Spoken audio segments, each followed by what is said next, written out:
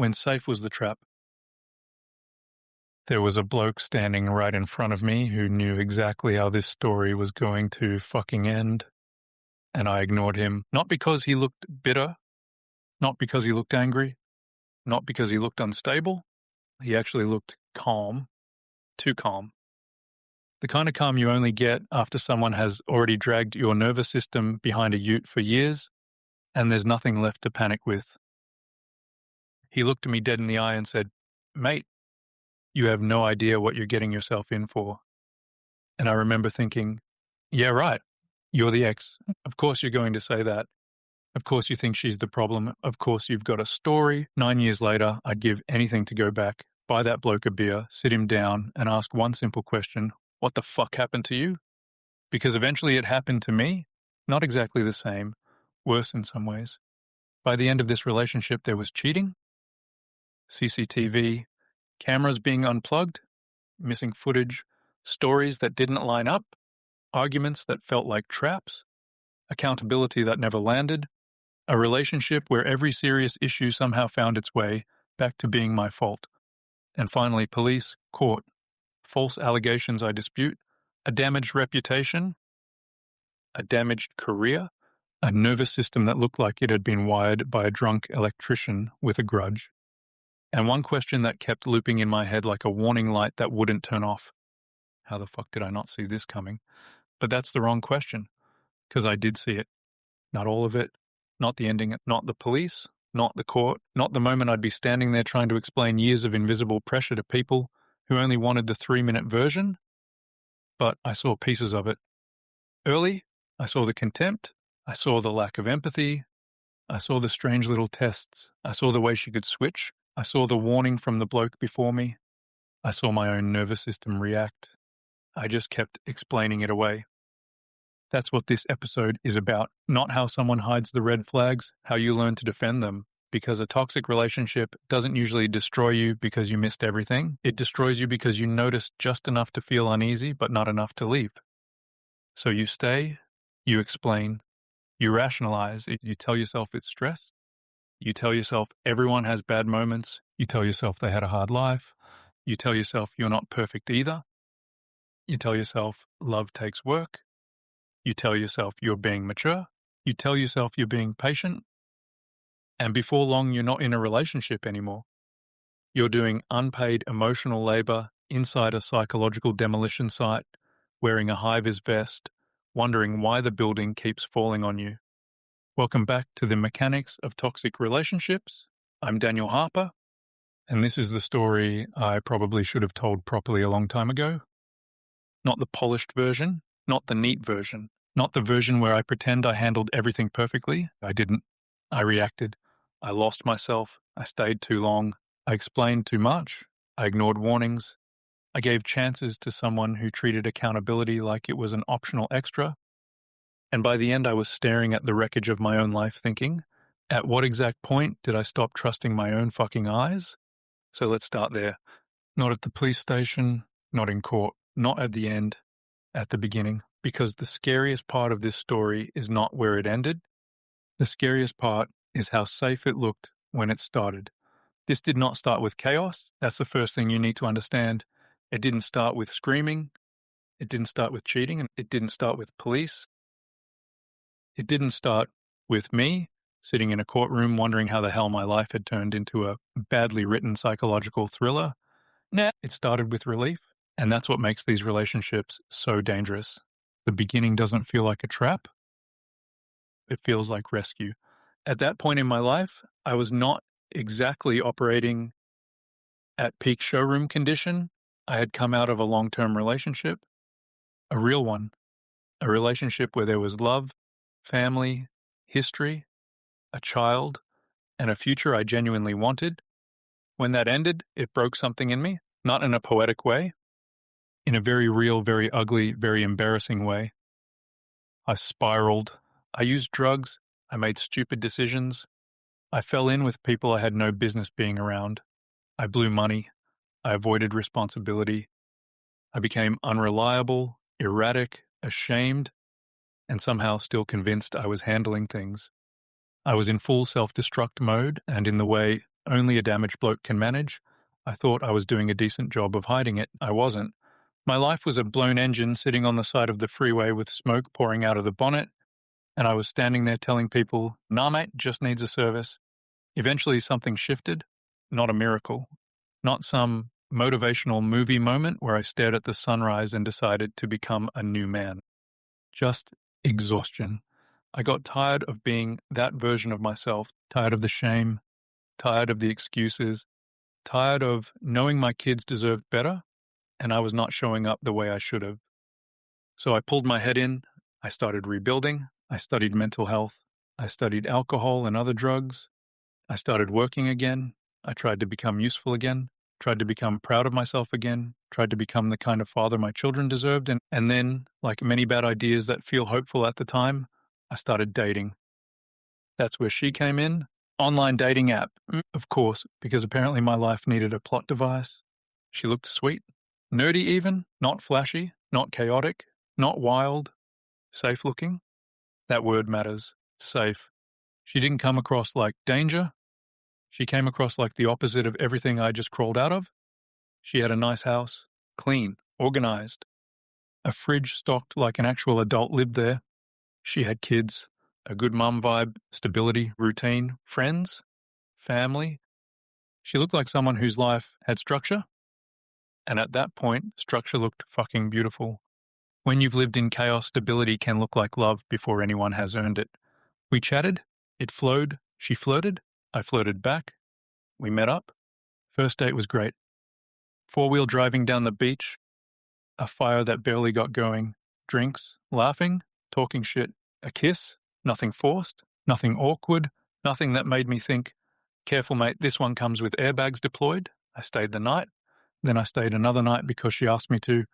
That didn't feel too fast. It felt the thing people on the outside don't understand. Fast doesn't feel fast. When it feels mutual, it feels like chemistry. It feels like connection. It feels like when you know, which is a lovely phrase. Also a phrase responsible for a lot of people moving in with emotional landmines wearing perfume. She showed a lot of interest in me, compliments, enthusiasm, attention that didn't feel forced. She paid for things, cooked for me, bought gifts, booked weekends away, told me she liked spending money on me, told me she really liked me, and I felt incredible, not because I was shallow, because I was starving. There's a difference. When you've been ashamed of who you are, acceptance doesn't feel like kindness. It feels like oxygen. And when someone accepts the parts of you that you're still carrying shame about, it can feel like they understand you deeper than anyone ever has. That's where it gets dangerous, because sometimes they're not understanding you. Sometimes they're collecting you.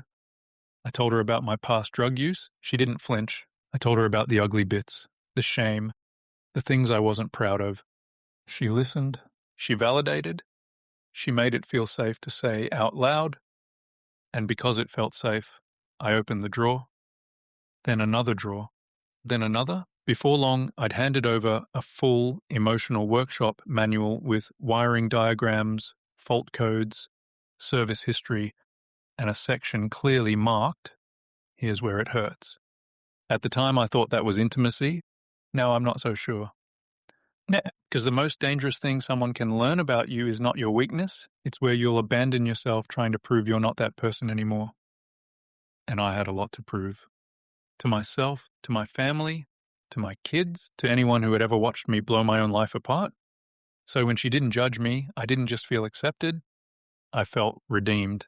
That's a big hook. Bigger than sex, bigger than attention, bigger than compliments. Redemption. The idea that someone can look at your worst chapters and still say, I choose you, fuck me, that will bypass a man's defenses quicker than almost anything. But the part that sealed it wasn't me. It was my son. She didn't just accept my past, she accepted him. And if you're a parent, you already know what that does. You can be suspicious on your own behalf. You can doubt compliments aimed at you. You can question affection aimed at you. But when someone is kind to your child, that hits somewhere deeper. She bought him a thoughtful birthday gift, set up a room for him, made lunches, spoke to him with respect, made him feel like he belonged. That doesn't feel like dating anymore. That feels like family forming. And when you've already been through the pain of a family breaking, the possibility of a new one forming can make you ignore a lot, too much, because you don't just attach to the person, you attach to the future, you attach to the image, you attach to the version of your life where the broken bits finally stop bleeding, and that version becomes very hard to let go of later, even when the person standing in front of you keeps damaging it. That's the hook. Not evil looking, not obvious, not a cartoon villain stroking a cat. The hook was warmth, attention, sex, routine, family, acceptance, domestic comfort, same shows, same humor, same bed, cuddling, cooking, feeling wanted, feeling chosen, feeling like maybe life had finally stopped kicking me in the ribs. After about 4 weeks, she asked me to move in, not because it was practical, because we were basically seeing each other every day anyway. And honestly, it didn't feel crazy. That's the part people judge from the outside. 4 weeks, moved in, mate, what were you thinking? I'll tell you what I was thinking. I was thinking I had finally landed somewhere soft after free-falling for years. I was thinking she saw me. I was thinking she accepted me.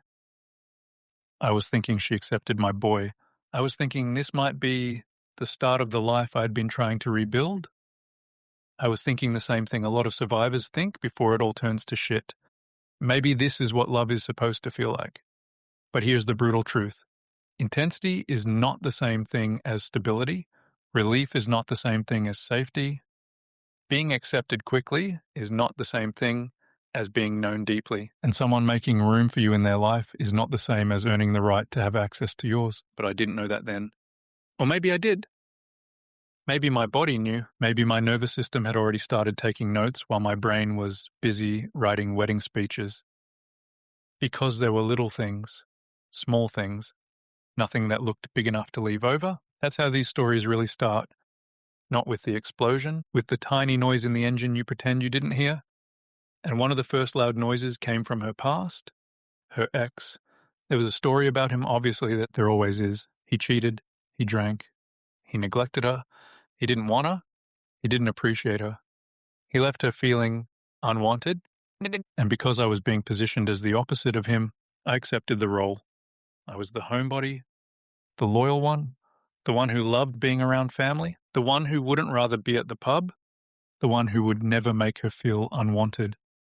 I wasn't just dating her, I was being cast as the antidote to her previous pain. That feels flattering when you're insecure, and it feels meaningful, it feels like purpose, it feels like I can show her what real love looks like, which sounds noble. Until you realize you've just volunteered to be emotionally responsible for someone else's entire history. Then one day I saw something. She unloaded on him, in front of the kids, in front of her parents, sharp, dismissive, contemptuous, a level of hostility that didn't fit the moment. And I remember thinking, where the fuck did that come from? Because up until then, that version of her hadn't been aimed at me. So I did what a lot of us do. I filed it under. Not my problem. That's how arrogance sneaks in. Not loud arrogance. Quiet arrogance. The belief that because someone treats another person badly but treats you well, you must be different. You must be special. You must be safer. You must be loved properly. No, mate, sometimes you're just not next yet. No. Afterwards, I checked on him. I said, hey, mate, you all right? And he looked at me and said calmly, mate, you have no idea what you're getting yourself in for. No drama, no rant, no long speech, no trying to convince me, just that. And I brushed it off. Because when you're hooked, every warning sounds like bitterness from someone who lost. That's one of the most dangerous parts of the early stage, and you don't just ignore warnings. You reinterpret them in favor of the person you want to believe in. He's bitter, he's jealous, he's hurt, he doesn't know what we have, and he didn't treat her properly. He's not me. That last one is the killer. He's not me. I thought she wouldn't treat me like that. And I thought I wouldn't tolerate it. I thought I'd see it coming. I thought I was too switched on, too experienced, too self-aware, too qualified, too rebuilt, too fucking clever. And that is exactly how I walked straight past the first air raid siren, because I didn't understand something then that I understand now. The previous person is not always warning you because they lost. Sometimes they're warning you because they survived. And when someone who looks calm, respectful, and completely done tells you that you don't know what you're getting yourself into, pay attention, especially if the person beside you has already given you a live demonstration. But that wasn't the only early warning. The next ones came quietly, during good moments, and that matters, because when someone attacks you during a bad moment, you can explain it as conflict, stress, emotion, bad timing. But when it happens during a good moment, when nothing is wrong, when the air is calm and everyone should be relaxed, your body notices something different. It goes, why now? One of those moments happened on a weekend away. A forest retreat, quiet, peaceful. One of those places couples go to relax, reconnect, and pretend nobody has ever argued over directions, snacks, or whose fault it was that the phone charger got left at home. It should have been easy. It should have been nice. She asked me to take a photo of her climbing this tourist trap tree, so I did. I'm standing there with her phone, taking the photo. Everything is fine. Nothing is happening. No argument, no tension, no problem. Then out of nowhere she snaps, "You fucking ruin everything." No build-up, no explanation, no normal human road signs, just straight from zero to emotional pothole. And then she stared at me, and that's the part I remember, the stare. Not rage, not tears, not panic, just watching, like she was waiting to see what I'd do. I was shocked. Of course I was. I threw her phone down, told her to take the photo herself, and walked back to the car. Was that the perfect reaction? No. Was it understandable? Yeah. Because most people don't expect a grenade to land in the middle of a nice weekend photo. A few minutes later, she got in beside me, said nothing, acted like everything was normal, like the moment hadn't happened, like reality had just changed radio stations. And because nothing followed, because there was no adult conversation, no accountability, no explanation, no repair, the whole thing just sat there. Unprocessed, unresolved, another weird moment added to the pile. At the time I thought that was strange. Now I think that was a test drive. She was checking the handling. What happens if I attack him during a good moment? Does he chase? Does he apologize? Does he shut down? Does he explode? Does he pretend it didn't happen? How quickly does he reset? Because early on they're not just bonding with you. They're learning you. They're learning which bolts are loose, which wire makes the dashboard light up, which emotional fuse pops first. And once they understand your reaction pattern, they don't always use that information to love you better. Sometimes they use it to control you more efficiently. That's the bit that makes my skin crawl later, and I thought I was being understood. Sometimes I was being mapped. The next day, there was another moment. Smaller, but in some ways worse. We were walking through a reserve, kangaroos lying around in the morning sun. Nice scene, very Australian, very wholesome, very National Geographic, if National Geographic included emotional dysfunction, and a bloke with a fucked knee. My knee suddenly went out. I fell forward onto the ground. Now, was it awkward? Yes. Was it probably a little bit funny? Also, yes. I've fallen over before with all the grace of a drunk forklift, but there is an order to these things. First you ask, "Are you okay?" Then you laugh. She laughed first, instantly, loudly, and not nervously, not like someone startled, not like someone laughing from shock. It looked like enjoyment, no hand, no check-in, no concern, just delight. And again, you could explain it away.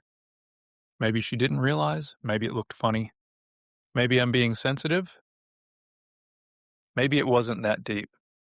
That's the internal courtroom survivors live in. Everything gets debated, every instinct goes on trial, every reaction gets cross-examined, but my body knew it registered something. A tiny moment where empathy should have arrived and instead the workshop was shut, the lights were off, and someone had stolen the tools. That was a mask slip. Small enough to minimize, big enough for the nervous system to remember, and that's how it starts. You notice something, then you explain it away. Maybe they were stressed, maybe they were joking, maybe I misunderstood, maybe I'm too sensitive, maybe my past is making me overreact, maybe I should communicate better, maybe I should be more mature. Congratulations. You have just become the mechanic for a car that keeps running you over, because that's what stage one really is. It isn't just love bombing. It isn't just chemistry. It isn't just sex and gifts and fast attachment. It's information gathering. It's calibration. It's the emotional probe. They ask about your childhood, your regrets, your fears, your shame. who hurt you, what you need to feel safe. And because it feels warm and validating, you answer honestly. You think, I've never opened up like this before. And maybe that's true. But the question later becomes, were they connecting or collecting? Because there is a difference. Connection protects what you reveal.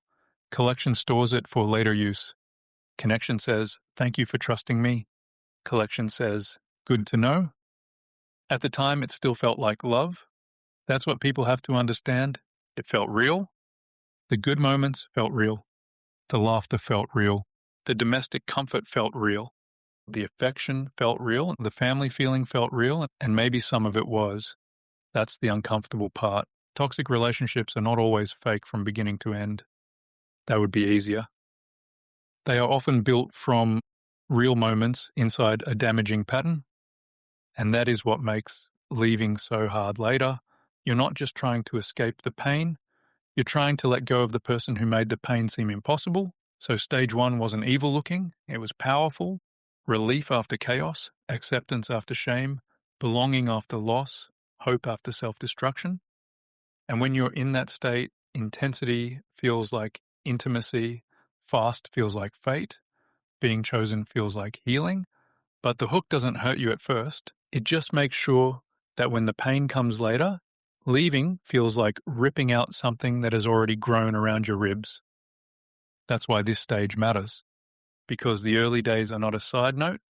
They are the foundation, the gifts, the sex, the acceptance, the rescue feeling, the family forming, the secrets shared, the ex's warning ignored, the tourist tree insult, the silence afterwards, the knee incident, the laughter before concern, the feeling in your gut that something was off. All of that was stage 1.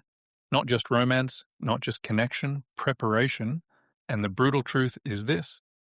If someone feels like they understand you deeply very early, ask yourself whether they're connecting or collecting. Because in stage 1, it feels like love. Later, you realize it was the map. And once they've got the map, stage 2 begins. That's where love starts costing more than you think. Stage 2? When love starts costing more than you think. Stage 2 doesn't kick the front door in. That's what makes it dangerous.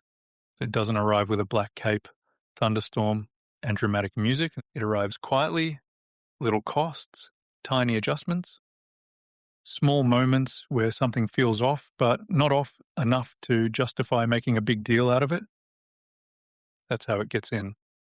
Not through violence, not through obvious cruelty, through reasonableness, through compromise, through the little voice in your head saying, don't make this a problem. And that little voice sounds mature at first. It sounds calm. It sounds adult. It sounds like the kind of thing a healthy partner would think. This isn't worth arguing about. Let it go. Pick your battles. Every relationship has rough patches. Nobody is perfect. And all of that is true. That's the problem. Good lies usually hide inside half-truths because, yes, every relationship has rough patches. Yes, nobody is perfect. Yes, love requires compromise, but there's a difference between compromise and slow self-erasure. There's a difference between being patient and being trained. There's a difference between keeping the peace and disappearing so someone else doesn't have to regulate themselves. And stage 2 is where that difference gets blurred. At first, nothing looks dramatic enough to leave over. That's the trap. There's no single villain moment, no clean story, no one moment you can take to a mate and say, there, look, that's the problem. Instead, it's 100 tiny things. 100 little withdrawals, 100 little rule changes, 100 little tests, 100 little moments where you think, that was weird, then you move on. Because the relationship is still mostly good, and those words are fucking dangerous. Mostly good. Do you know how many people have stayed in relationships that were slowly destroying them because they were still mostly good? Mostly good is where people get stuck. Mostly good gives your brain enough evidence to argue against your body. Your body says something is wrong. Your brain says, yeah, but remember last night she cooked dinner? She smiled. She was affectionate. She said she loved you. Maybe you're overthinking it, so you keep going. That's how stage 2 works. It doesn't destroy you. It conditions you. For me, stage 2 started around the time the relationship became more serious. We were living together. The future was no longer some vague romantic idea. It was becoming practical: housing, money, family, pregnancy, real life. And real life is where fantasy starts getting road tested. That's when I began noticing that big decisions weren't really being made with me. They were happening around me. I was there, but I wasn't really included. I was present, but not partnered. There was a pregnancy. And what shocked me wasn't the pregnancy itself. It was what came next. Like, there wasn't really a discussion. The decision was made. I didn't force an argument. I didn't demand anything. No, I didn't want to turn something that serious into a battlefield. But it hurt, quietly, deeply, and I swallowed it. That wouldn't be the last time. That sentence matters. I swallowed it. Because that is where men often start disappearing in relationships like this. Not because we don't feel, because we don't know where to put the feeling without making everything worse, so we put it inside ourselves, like dickheads, and then act surprised when it starts leaking out later as anger, shutdown, resentment, anxiety, or that beautiful masculine classic, "I'm fine." No, you're not, mate. You're emotionally storing radioactive waste in a shed with no ventilation. But at the time, I told myself I was being supportive, reasonable, understanding, mature. That's what stage 2 does. It teaches you to rename pain as maturity. Then came jealousy. She started having issues with my ex-partner, the mother of my child, which made no sense to me because that relationship was respectful, healthy, functional. We were co-parenting, no chaos, no drama, no secret emotional affair, just adults doing what adults are supposed to do when kids are involved. But jealousy entered the room anyway. And once jealousy gets into a toxic relationship, it doesn't need evidence. It feeds on possibility. It feeds on imagination. It feeds on the fact that you once loved someone else and still know how to speak to them like a human being. At one point, the word slut appeared, scratched into the bumper of my ex-partner's car while it was parked at the property. Not loud, not dramatic, just there. And like so many things, it was strange enough to register, but somehow still got absorbed into the fog. That's the part people don't understand. When something weird happens inside a relationship that still has good moments, your brain doesn't immediately go, "This is a pattern." It goes, "That was fucked." Then, "Maybe I'm missing something." Then, "Let's not make this bigger than it needs to be." That's how your reality starts being negotiated away. Not taken, negotiated by you inside your own head. Around the same time, we moved. We were in a cheap, practical setup at her parents' place. It wasn't perfect, but it worked. Then she wanted to move out, and I questioned it. Why would we leave cheap rent and double our costs? But she wanted to, so that was that. That became a theme. Decisions weren't conversations. They were weather events. They happened. Then I adapted. Now, that's not partnership. That's being reassigned from partner to shock absorber. We moved into a new place. And almost immediately I noticed the stuff. So much stuff. Not meaningful stuff, just stuff, junk, clutter. The kind of low-grade hoarding situation that doesn't look like a TV show yet, but definitely looks like the garage is losing a war. Again, not enough to leave over. That's the refrain of stage 2. Not enough to leave over, but enough to notice. Then came the 30th birthday. This is one of those moments that sounds small unless you understand the mechanism. She wanted a big party. Fair enough. People like birthdays. So I did what I do. I built things, made tables, used good timber, put effort in, made signs. I kept asking, "What's the plan?" "I don't know yet." Closer to the date, "What's the plan?" "I don't know yet." Then suddenly, somehow, I was supposed to have organized the whole fucking production. Family I barely knew. Friends I barely knew. Food, invites, timing, atmosphere. Possibly a marching band and a unicorn with balloons coming out of its arse. And when it didn't happen, bang. I failed. Not because I didn't care, because I failed a test that was written after the exam. Yep, that's an invisible rule. You don't know what is expected, you ask. They don't answer, you try. Then you're punished for not meeting the expectation that was never clearly given. That is psychological bullshit dressed up as disappointment. And that was the first time I really saw the anger.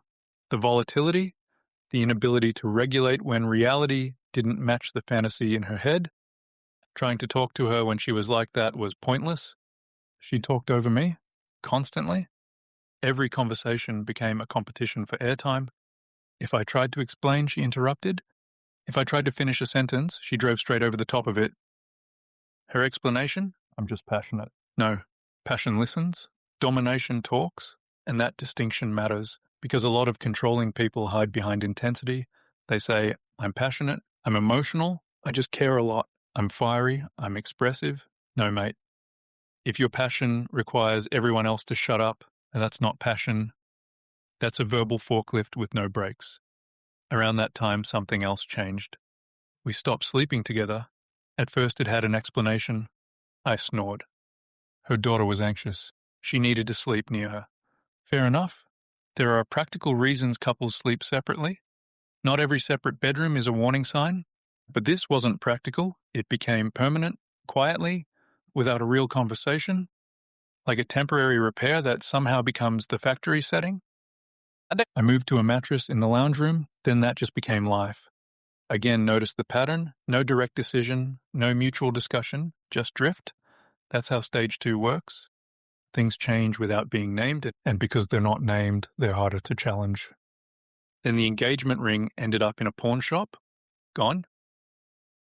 And somehow that became my fault too. I wasn't providing enough. She had to do what she had to do. I wasn't part of the decision, but I still carried the blame. And that's when I started noticing another rule of the relationship. If something went wrong, responsibility moved toward me like a shopping trolley with one fucked wheel. No matter where it started, it rolled in my direction. Money, me. Mood, me. Sex, me. Stress, me. Her decisions, also somehow me. That's not accountability, that's emotional outsourcing. Then came the nitpicking, little things, how I did things, how I said things, how I completed tasks I was actually qualified to do. She knew better, always. Not in a loud, obvious way at first, just enough to create the feeling that I was constantly being assessed. That's a horrible way to live. Being loved is one thing, being audited is another. Then came the sighs, the cupboard doors, the stomping around, the atmosphere. Anyone who has lived with someone who communicates through household weather patterns knows exactly what I'm talking about.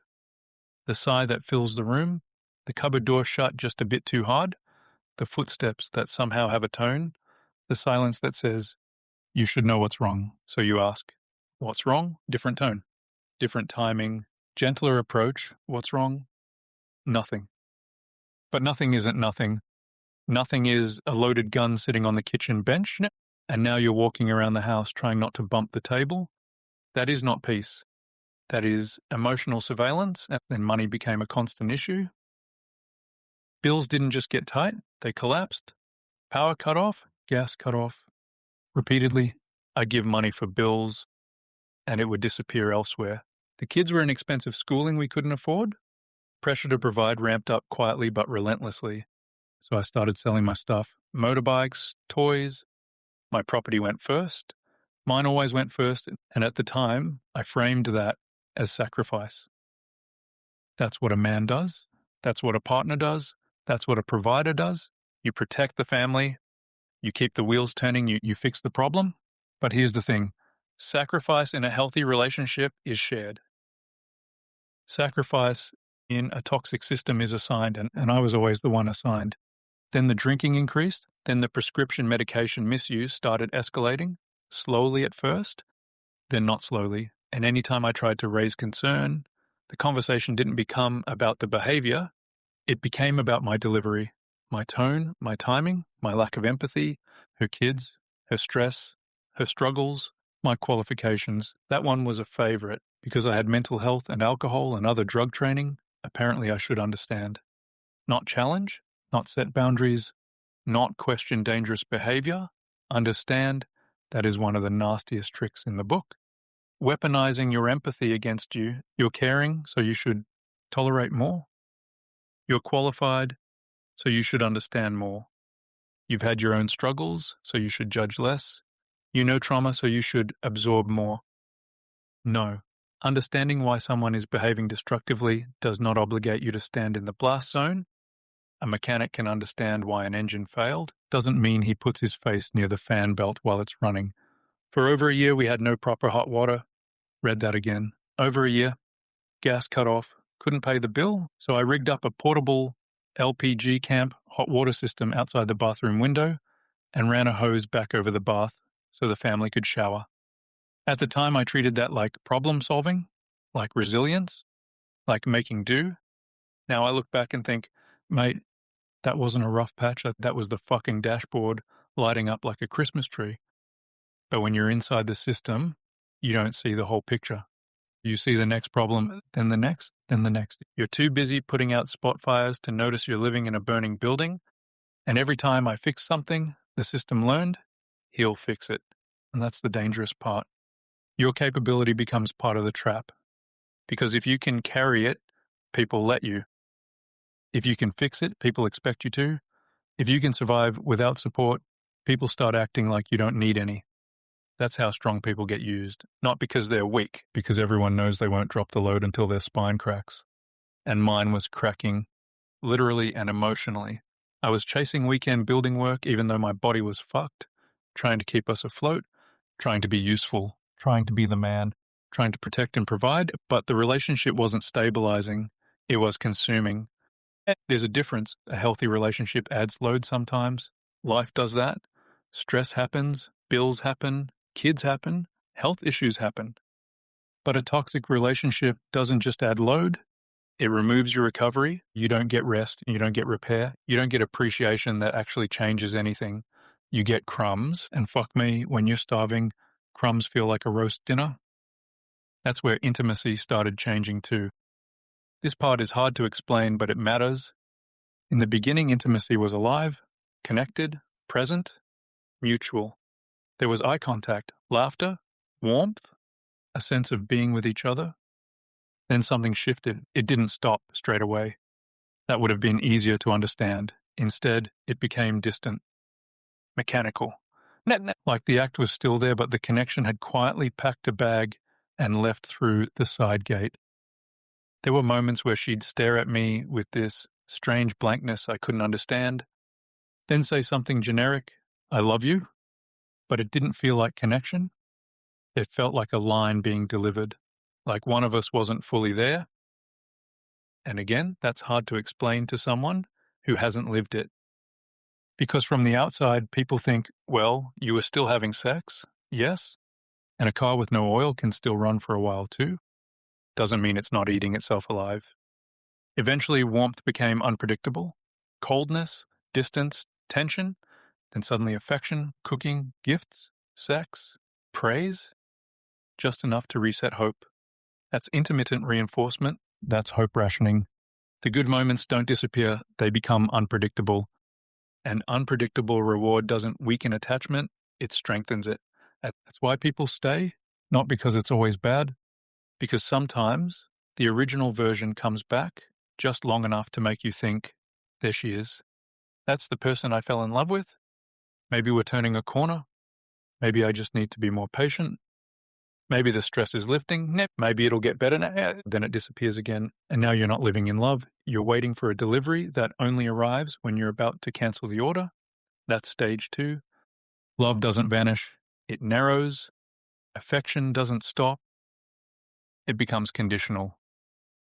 You're loved when you're calm, loved when you don't challenge, loved when you absorb frustration, loved when you don't bring up uncomfortable topics, loved when you stay useful, loved when you keep the peace. But try needing something, try asking for accountability, try being exhausted, try saying no, try pushing back. Suddenly the warmth drops. And nobody has to explain the rule to you. Your nervous system learns it. That's how conditioning works. The body learns what costs you connection. So you stop doing those things. You stop raising topics. You stop asking questions. You stop holding lines. You stop expecting mutuality. Not because you're weak, because you're being trained. I even developed this ritual without consciously realizing what it meant. I'd arrive home from work and sit in my car for 5 minutes before going inside. Not to relax, to brace. That sentence should tell you everything. When your own house feels like a place you have to prepare for, Your body already knows the truth. Your mind is just late to the meeting. One afternoon I pulled up and she was outside. She didn't wave, didn't look up, didn't acknowledge me. So I got out and walked toward the door. Then she snapped, "Aren't you going to fucking say hello?" And I remember feeling like reality had been flipped upside down. You didn't greet me. You didn't look at me. You didn't acknowledge I existed. But somehow I'm already wrong. That's an invisible rule. A rule you're not told about until you break it, and now you're guilty for not following instructions written in invisible ink on the back of someone else's mood swing. There were other little things. She'd walk ahead of me everywhere. Shopping, beach, walking the dog, out in public, not beside me. Ahead, sometimes far enough that I was completely behind her. And because of my spinal injury, I already walked differently. So I questioned whether she was embarrassed to be seen beside me. She said no, and I accepted that. But later I noticed she did it with other people too. Adults, friends, acquaintances. Everyone seemed to occupy a place slightly behind her, except her kids. They could walk beside her, sometimes ahead. And I'm not saying one walking habit proves anything by itself. That's not the point. The point is repetition. The point is pattern. The point is the nervous system understanding hierarchy before the brain has language for it. Then there was the object thing. If I asked her to pass me something, she wouldn't put it in my hand. Keys, remote, phone, anything. She'd drop it beside me. On the bed, on the table, on the floor, no eye contact, no proper acknowledgement, just a little downward motion. Again in isolation, tiny. Almost ridiculous to mention it, but that's how micro-contempt works. It lives in gestures too small to prosecute, but repeated enough to change how you feel in your own skin. The message wasn't spoken, but it was there. You are not someone I engage with directly. And the scary part is that over time, I stopped noticing how abnormal it was. That's the whole mechanism. Stage 2 doesn't need to convince you the behavior is okay. It just needs to make the behavior familiar. Because what becomes familiar stops feeling urgent, and what stops feeling urgent stops being resisted. That is how people get conditioned. Not by one giant event, by adaptation, by emotional cost, by invisible rules, by unpredictable warmth, by blame shifting, by financial pressure, by crisis after crisis, by having your concerns turned into attacks, by having accountability reframed as cruelty, by being slowly moved from partner to adapter, from loved person to resource, from equal to emotional shock absorber. And here's what really fucks with you later. A lot of it still looked normal from the outside. We still existed as a couple. There were still good moments, still family routines, still dinners, still birthdays, still public smiles, still enough evidence for an outsider to say, looks fine to me, but it wasn't fine. It was being managed. And there's a big difference between a relationship that is healthy and a relationship that is being kept running by one person, constantly absorbing the damage. A car can still move with metal shavings in the gearbox. Doesn't mean the gearbox is okay. It just means the failure hasn't fully arrived yet. That was stage 2. The relationship still moved, but internally the parts were grinding. I had started adapting without noticing. Swallowing things, explaining things, fixing things, paying for things, apologizing for things, avoiding things, managing moods, managing money, managing conversations, managing my reactions, managing the version of myself I was allowed to be. And all of it still had just enough good in it to keep me from calling it what it was. That's the part I want people to understand. Stage 2 doesn't always feel like abuse. Sometimes it feels like tiredness. Sometimes it feels like responsibility. Sometimes it feels like maturity. Sometimes it feels like being the strong one. Sometimes it feels like love asking for a little more than you expected. But love doesn't require you to slowly disappear. Love doesn't make your body brace before you walk through the door. Love doesn't make every serious concern return with your name written on it. Love doesn't turn your empathy into a leash, and love doesn't keep changing the rules, then blame you for failing the game. And that's not love. That's conditioning. And by the time I understood that, stage 3 was already warming up. Because once you've been conditioned to explain the small things, you're much easier to control when the big things arrive. and the big things were coming, the disappearing, the late nights, the CCTV, the cheating suspicions, the reality distortion, the baiting, the feeling that I was being pushed toward a reaction someone else could use. Stage 2 was the training ground. Stage 3 was where the mask started slipping harder, and the bill finally arrived. Before we enter Stage 3, I want to share with you the feelings I journaled, what adaptation looks like before it feels dangerous. There are things you don't agree to all at once. They arrive in pieces, small enough to swallow, reasonable enough to excuse. By the time you realize you've accepted them, they've already rearranged your sense of what's normal. I normalized explaining myself, not because I'd done anything wrong, but because it seemed easier than sitting in the tension, a tone shift, a sigh, a look that said I'd missed something obvious. I learned to backfill conversations with reassurance, to clarify intent where none should have been questioned, to preempt misunderstandings before they existed. I told myself this was communication. It felt like care. It wasn't. I normalized the erosion of privacy, the idea that transparency meant access, that love required visibility, that boundaries were a sign of guilt. I stopped asking whether something was reasonable and started asking whether it would cause a problem. That distinction matters. One is about mutual respect. The other is about avoidance. I normalized the way arguments never really ended. They just paused, resolved on the surface, reopened later with new framing, new language, the same conclusion. I apologized for outcomes I didn't create, emotions I didn't cause, and situations I didn't control. Each apology felt like peacekeeping. In hindsight, it was training. I normalized the confusion in my own body, the constant fatigue, the tightness in my chest, the sense that I was always slightly behind, slightly off balance, as if the ground moved when I wasn't looking. I told myself I was stressed, busy, getting older. I didn't consider that my nervous system might be reacting to something my mind was still defending. What I didn't normalize, what I resisted, was the idea that this was a pattern. Patterns require repetition. Repetition requires time. Time was something I kept giving, convinced that insight or effort would eventually stabilize things. I thought understanding was the solution. I didn't realize understanding was being used against me. This is the quiet danger of normalization. It doesn't announce itself. It doesn't feel dramatic. It feels adult, reasonable, patient.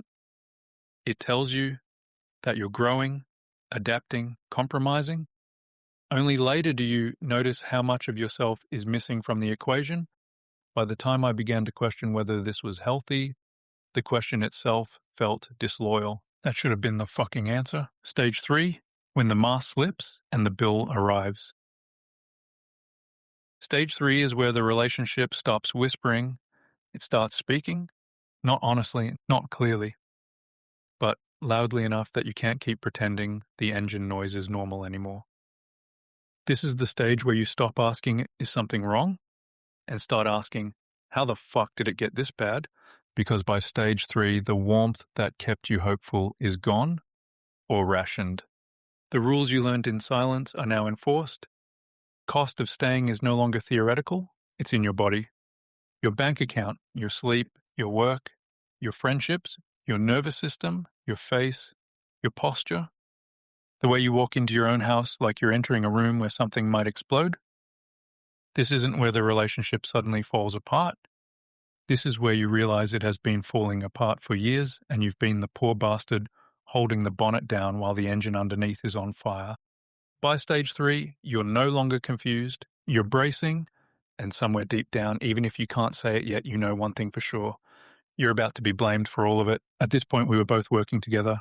On paper, it probably looked solid, useful, constructive. 2 people doing meaningful work, helping young people, giving back, showing up as a team. And for a short while, it almost felt like we had stabilized. Like maybe this was what we needed, a shared purpose, a shared workplace, and something positive to put energy into. But toxic systems don't become healthy just because you give them better scenery. You can park a shitbox in a nice driveway, still a shitbox.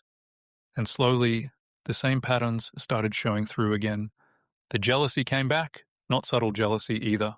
Stupid jealousy, comments about co-workers, imagined flirting, random accusations so disconnected from reality I dismissed them because they didn't deserve oxygen. That was my mistake. Not because the accusations were true, because brushing things off had become a full-time job. That's one of the signs people miss. You don't realize how much of your energy is going into dismissing ridiculous shit until you finally stop and look back. One accusation, annoying. 10 accusations, pattern, 50 accusations. You're now working night shift in someone else's insecurity factory with no overtime and no union rep. Then one morning at work, I reached for her drink bottle. Something simple. I had taken some Nurofen, went to grab a drink. She pulled the bottle back hard, too hard, and something in me went, there's booze in there. There was beer at work in the morning, and that moment did something to me. Not because beer exists, not because people don't make mistakes, because she denied what was right in front of me. It wasn't happening, except it was, every day. Then another time I found an open stubby hidden in the bottom drawer of the classroom, half a beer, sitting there like reality had finally got sick of being ignored and decided to leave evidence. Later she panicked and asked me to lie for her. Just say you found it outside. Read that again. Just say you found it outside. Up until that point, I had trusted her with my life.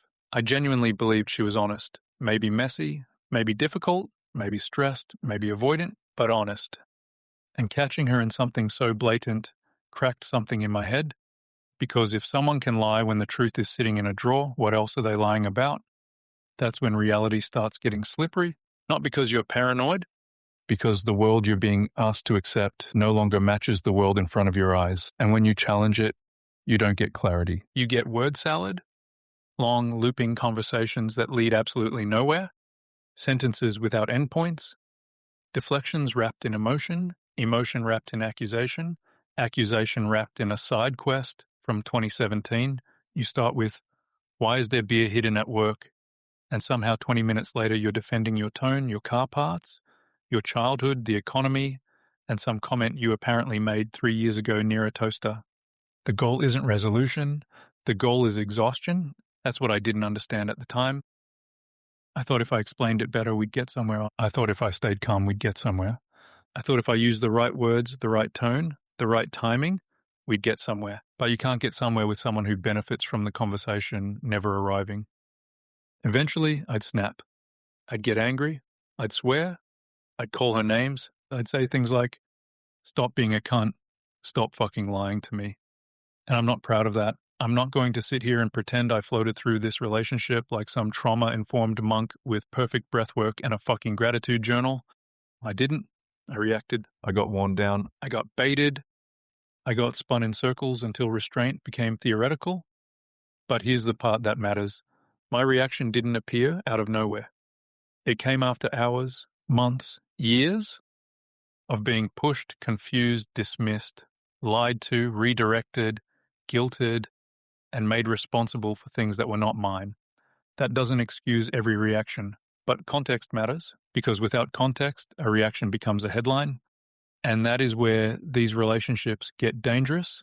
They create the conditions, then judge the outcome, they drain the battery, then call the car unreliable, they pour sand in the gearbox, then act shocked when the thing sounds like a fork in a blender, and while all that was happening, the affection and sex kept withdrawing, except in very specific circumstances. If I raised an issue she knew I was right about, the drinking, the drugs, the money, suddenly she'd be in my bed, affectionate, passionate, and looking into my eyes like we were in a fucking romance movie. And it worked. Every time. Because hope is a hell of a drug. That is the part I want people to understand. The good moments didn't vanish. They became strategic. Warmth appeared after confrontation. When she was cornered, when I was pulling away, when accountability was getting too close to the front door and needed to be distracted with lingerie and soft lighting, and because I still loved the person I thought she was, I mistook it for reconnection. I thought, there she is. Maybe she gets it now. Maybe this is the reset. Maybe we're finally turning a corner. But it wasn't change. It was maintenance. It was just enough affection to stop me leaving, not enough respect to stop doing the damage. That's hope as a weapon, and fuck me, it works. Then the birthday cycle started becoming impossible to ignore. Her family birthday coming up, no money. Then the sighing would start. My God. The fucking sighing. Deep, heavy, theatrical, household-size sighs. Like the curtains were disappointed in me. I'd ask, what's wrong? Nothing. Same answer, same tone, same silence. Different day, same trap. 3 days out from the birthday, the real issue would reveal itself. No money. So I'd hustle. Weekend work, physical work my body couldn't afford. Chase deposits, do jobs, find money, fix the crisis. Then once it was sorted, oh my God, we appreciate you so much. Which sounds nice until you realize it happened every single time. Crisis, rescue, praise, repeat. A toxic loyalty card where every 10 emotional emergencies earns you 1 crumb of affection and a free nervous system disorder. And then my birthday would come around. Fuck all. Maybe a card. Sometimes not even that. No effort, no urgency, no planning, no sense that I mattered in the same way. That's when it started becoming obvious. Her needs were emergencies, mine were admin, her discomfort got sirens, my pain got put on hold with shitty elevator music. And still, I stayed. Because that's what conditioning does. It makes you grateful for being temporarily appreciated after you've been used. Around this time, she started finding more faults in my friends and family. Someone said something, someone meant something, someone was talking behind someone's back. There was always tension, always drama, always some social weather event that somehow followed her into every room. And slowly, without anyone announcing it, my world got smaller again. Not with a dramatic ban, not with, you can't see them. That would be too obvious. It happened through emotional cost. You see them, there's tension. You mention them, there's drama. You defend them, there's a problem. So eventually you stop. Not because you agree, because you're tired. That's how isolation often works. Not by locking the door, by making every exit exhausting. Then COVID hit. And this one still sits in me. She got sick first, her and the kids. And I did what you do when you care about people. I looked after them, took precautions, still went to work, came home at lunch to make sure they had food, checked in, did the practical stuff, did the caring stuff, did the responsible stuff. Then I got COVID, and she packed up the kids and left. Went to her mum's place for the week, just gone, no food left, no check-ins, no are you okay? Nothing. That hurt more than I expected. Not because I needed a parade, not because I needed someone spoon-feeding me soup while I coughed like a dying Victorian orphan, because the contrast was impossible to ignore. Care only flowed one way. When they hurt, the whole house became an emergency response unit. When I hurt, suddenly everyone was busy. That is a brutal thing to realize, that you are valuable when functioning, useful when rescuing, praised when providing, but inconvenient when needing. That's not partnership. That's employment with no pay, no sick leave, and a boss who complains about your tone. Then came moving day. We were late getting out. The landlord was on his way. A friend came over to help. Most of the stuff left was hers. Pot plants, seedlings, half-finished projects, and about 400 empty glass coffee jars kept for some mysterious archaeological reason. 400? That's not storage. That's a recycling center with trauma bonding. My friend and I loaded it all into his trailer, trying to get us out, trying to reduce the embarrassment, trying to stop the whole thing becoming worse than it already was, and she just left. Bailed, drove off, and left me there with the landlord coming, her stuff everywhere, my friend helping, and my dignity somewhere under a pile of fucking coffee jars. Later, my friend and I were accused of ruining her things, because apparently free labor wasn't packed with enough reverence. That moment mattered because it wasn't a one-off. It was the relationship in miniature, her mess, my labor, someone else helping, her disappearance, then blame. That was the machine. Whenever confrontation or accountability showed up, she disappeared emotionally or physically and left me holding the bag. At a work function not long after, she became extremely intoxicated, not tipsy, not a bit messy, blind drunk in the back of the car. I got her back to her parents' place where we were staying again. Her parents sat me down, alarmed, upset, demanding answers. They couldn't accept that she had just drunk too much. They thought I had done something to her. One of the hardest conversations of my fucking life. And where was she? Silent, unavailable. Nowhere to be seen, didn't come out, didn't back me, didn't explain. That is what happens when you've been the responsible one for too long. Their behavior creates the mess. Your history of managing it makes you look responsible for it. You become the exhaust pipe. All the smoke comes out of you and everyone thinks you're the engine problem. Then came the house conversation. We were talking about buying the place and I was working 7 days a week, trying to save, destroying my body, trying to make it happen. And I could feel the conversation coming. The one where her parents would ask where the money was going. She felt it too. So the spending ramped up. No restraint, no care. Then when the conversation finally happened, she suddenly needed to take the dog for a walk. Gone again. And I was left sitting there, trying to explain how 2 incomes, sometimes 3, were producing nothing. Trying to explain a system that didn't make sense. Trying not to look guilty for a crime I wasn't committing. And because of my past, I knew exactly how it looked. He's back on drugs. That fear sat in my chest like a brick. Because when you have a history, people don't always need evidence. Sometimes suspicion already has your name on it. By stage 3, I wasn't just carrying the relationship. I was carrying her behavior, her spending, her image, her explanations. And the suspicion aimed at me when things didn't add up. Every time things got uncomfortable, she left the fucking room, and I stayed there holding the story. That is a lonely place to live. Then my concerns became simpler. Not small, simple. The drinking, the prescription drug misuse, the money, that was it. That was the core. But every time I tried to confront it, the conversation derailed instantly. She'd come back with nonsense. Well, I look after the cats. You buy car parts, you spend money too. Completely unrelated bullshit. And then without fail, it would swing back to her pain. How much she was hurting.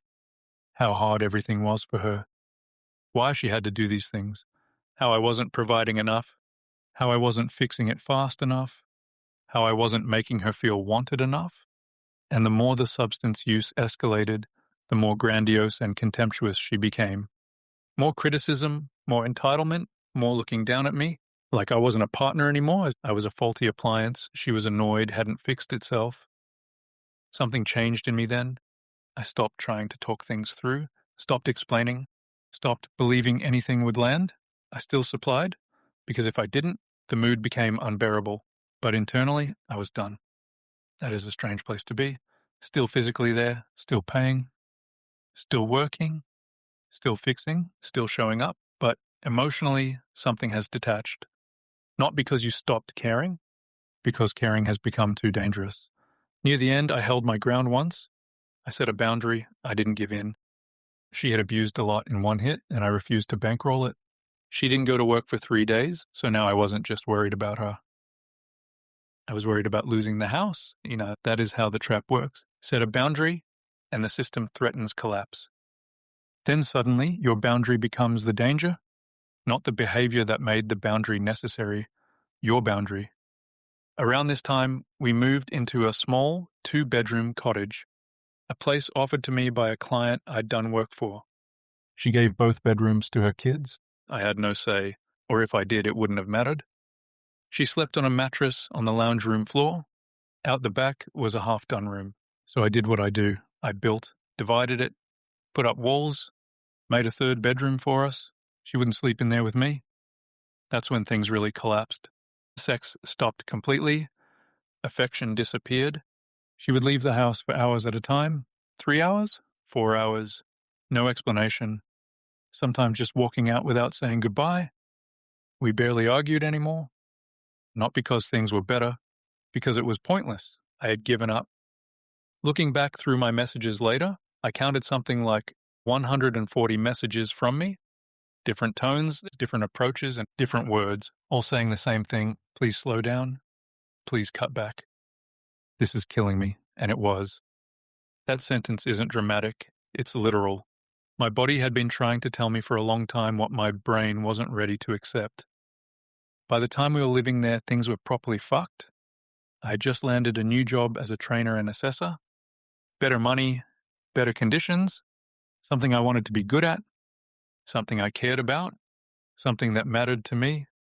And I kept saying, I want to stop the weekend work. Please, Just cut down. Let me focus on this job and do it properly. Because I was drowning. Every day was money. How are we paying this? What are we eating? What's about to go wrong next? How long can my body take this? I started that job in the worst possible headspace, exhausted, anxious, constantly bracing, and it showed. One day I fell asleep in my car waiting at traffic lights. Another time, while my students were doing an assessment, I dozed off and fell backwards out of my chair. That's how cooked I was. That wasn't tired. That was system failure. That was the dashboard screaming, "Pull over, dickhead, the engine is about to seize." When I told her, it barely registered. Just a vague, "oh shit," like my body shutting down was mildly inconvenient information, not a warning sign, not a crisis, not something that mattered. And around that time, we were offered a bigger house, pool, outdoor area, proper home, a fresh start. A place where everyone could be more comfortable. A place where my son could stay again. And here's the part I didn't admit to anyone at the time. I wanted to move without her. I genuinely considered saying nothing and just leaving, but I couldn't do it. The guilt stopped me. I didn't have it in me to be that cold. So instead of leaving when my instincts were finally screaming loud enough, I stayed. That decision still sits heavy, because sometimes the moment you think proves you're compassionate is actually the moment you abandon yourself. We moved into the new house, and that's where everything went full fucking nuclear meltdown. New house, same shit environment, beautiful place, renovated, pool, outdoor area, everything we had been chasing, the kind of house that should have felt like a reset. But toxic patterns don't stay behind because you change the address. They pack a bag and move in before you do. She found faults immediately, as she did with everything. Then came the bedroom issue. The pattern repeated. The kids got the biggest rooms again. She wanted me to take the shittest room in the house. This time I held my ground. I didn't take it. I took one of the smaller rooms that backed onto the patio with French doors. Actually a nice room, but I never heard the end of it. Me taking that room was filed away, logged, remembered. That's how these dynamics work. Your needs don't get negotiated. They get recorded as evidence. New house, same issues. Escalated tenfold. The drug use went into overdrive. The drinking ramped up hard. And then she started sneaking out at night. By this point, she was still at the place we had once worked together, now with a temporary promotion and access to the building. Her explanation was that she was going into work at night, sometimes until 2 or 3 in the morning, which already sounded like bullshit. Leaving in one outfit, coming home in another, worn underwear in the car, after a late night at work. And then the CCTV told a clear story, footage of her leaving in the middle of the night, nearly every night, varying hours, sometimes not coming home at all. When I asked why she needed to go to work after hours so much, I got vague answers. Half stories, shifting explanations. No one needs to go to work at midnight for free. No one. By this point, trust wasn't eroding anymore. It was gone.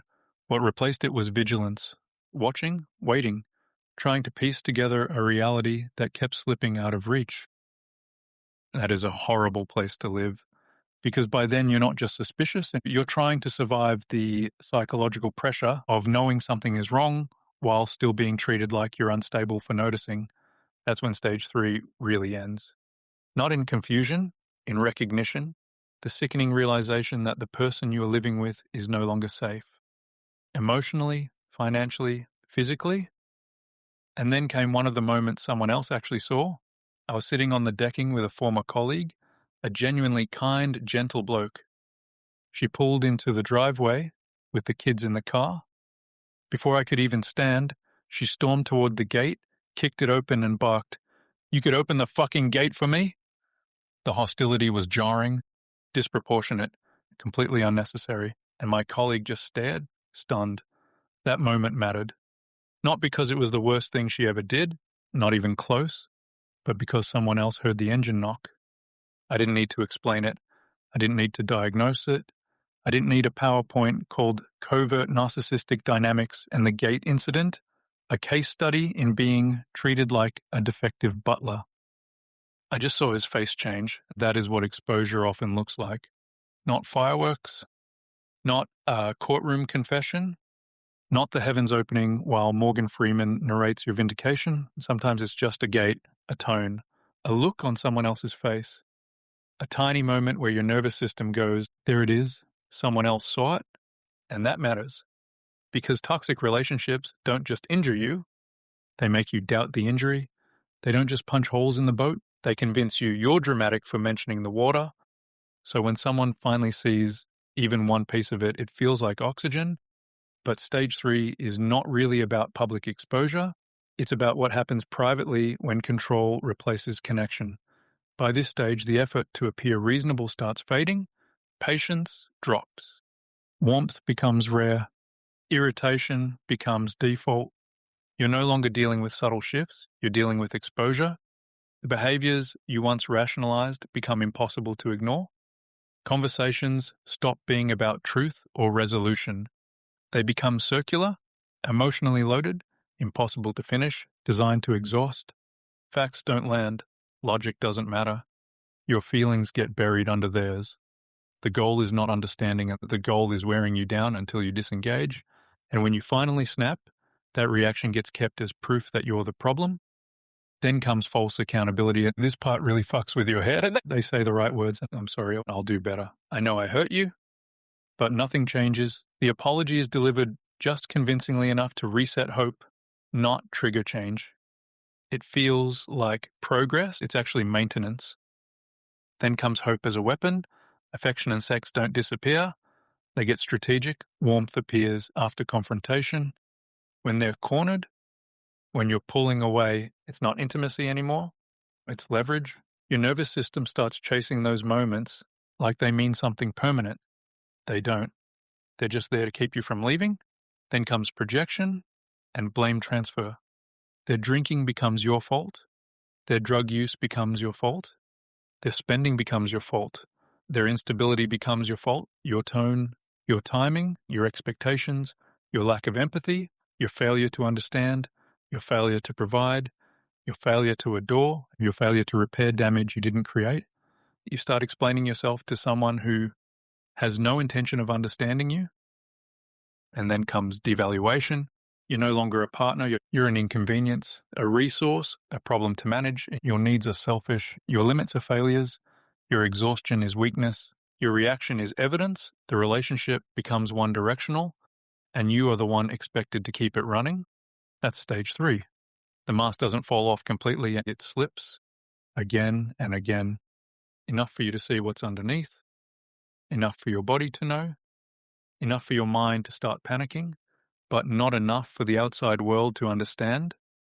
And that's the most dangerous part, because by the end of stage 3, you're not just tired, you're predictable under pressure. They know what buttons work, and they know what hurts. They know what makes you explain. They know what makes you angry. They know how long you'll hold the line before guilt pulls you back.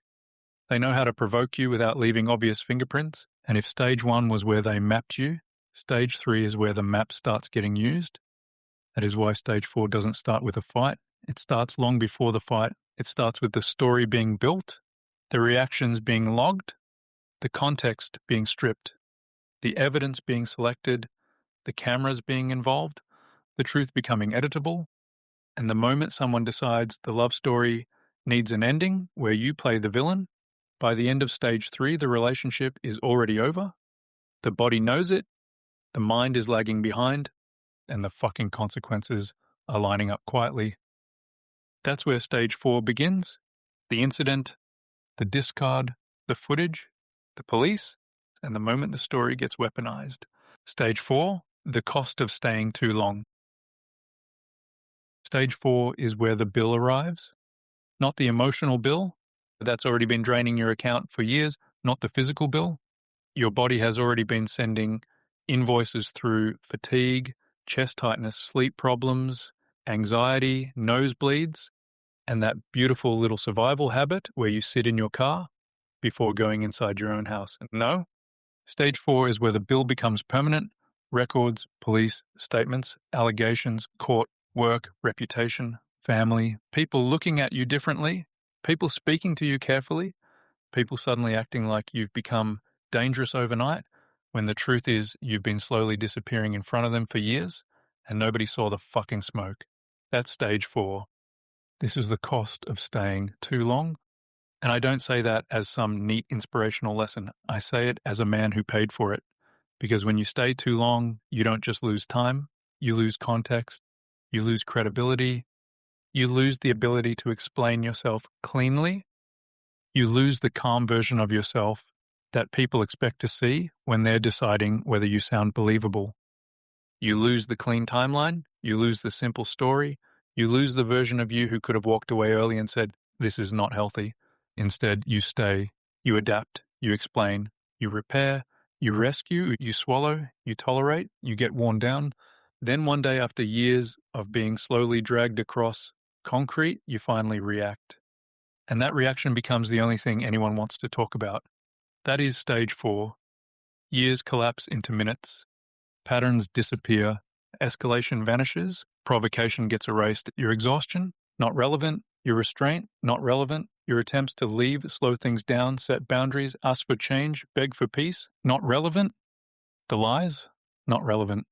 The missing pieces, not relevant. The financial pressure, not relevant. The substance use, not relevant.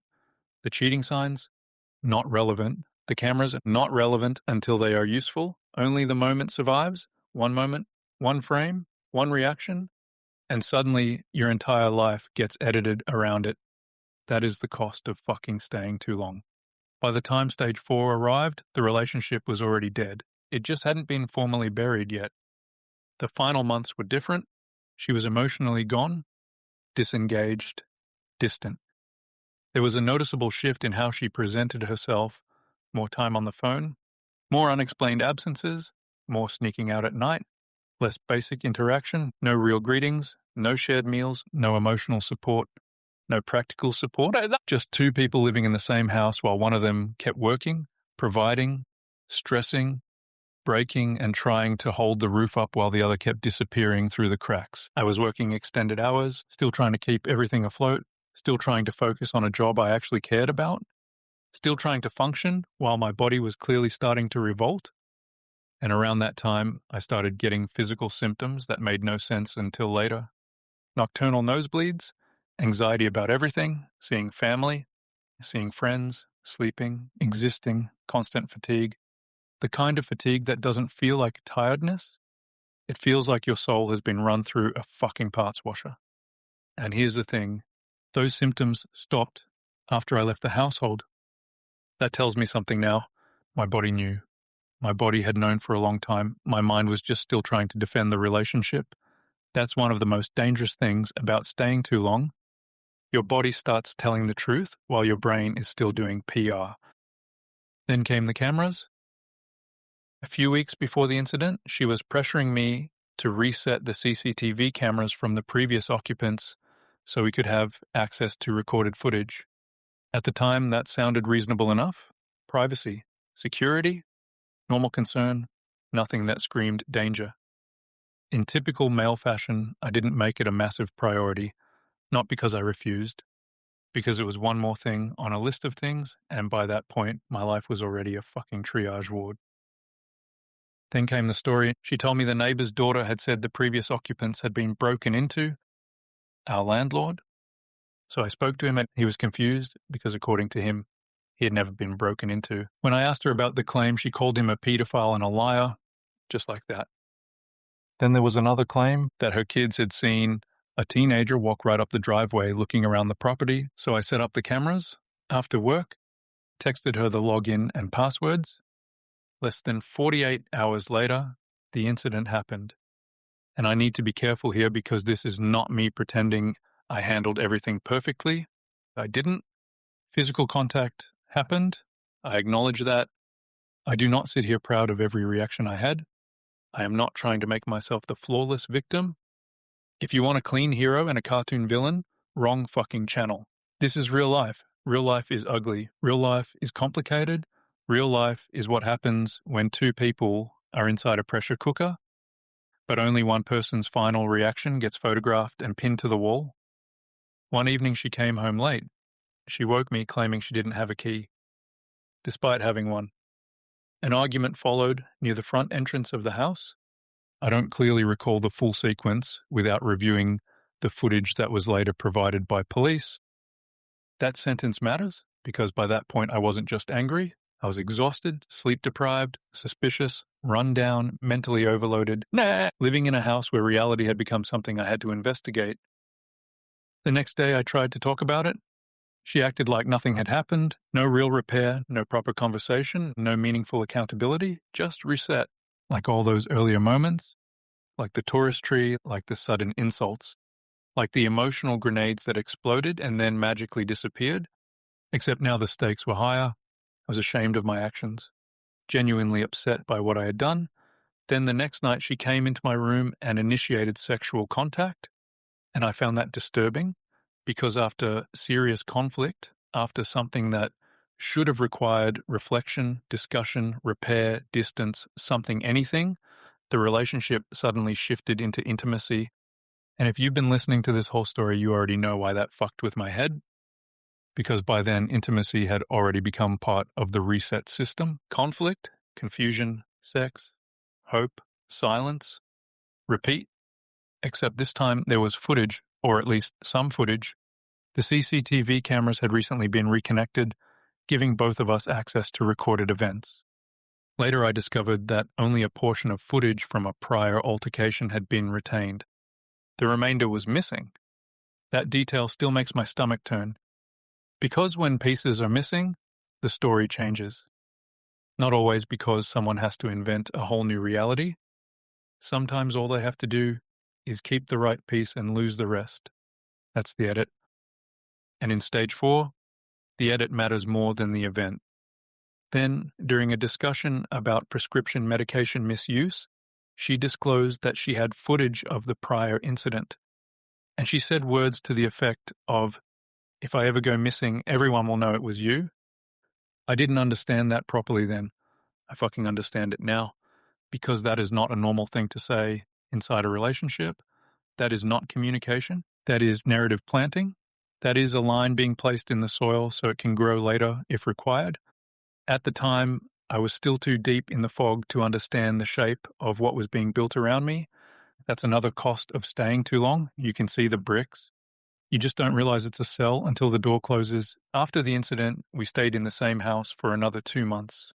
That sounds insane from the outside. It was insane. But this is what people don't understand about toxic relationships.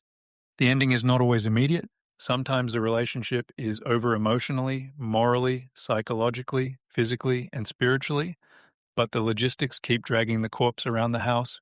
Rent, work, money, kids, pets, belongings, fear, guilt, legal uncertainty, financial pressure, shame. Hope that maybe everything can somehow be managed without the whole thing exploding.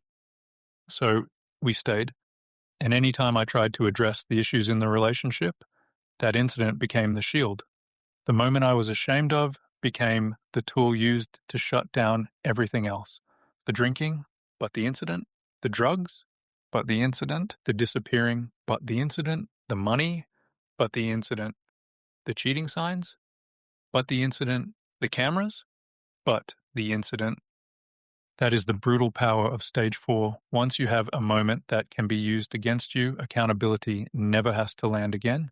It just circles back to your worst reaction, and that's why staying too long is so dangerous, because the longer you stay inside the pressure, the more likely you are to give them the one reaction they need, the one text, the one yell, the one shove, the one sentence, the one moment where you finally stop sounding calm. Then the whole relationship gets rewritten around that.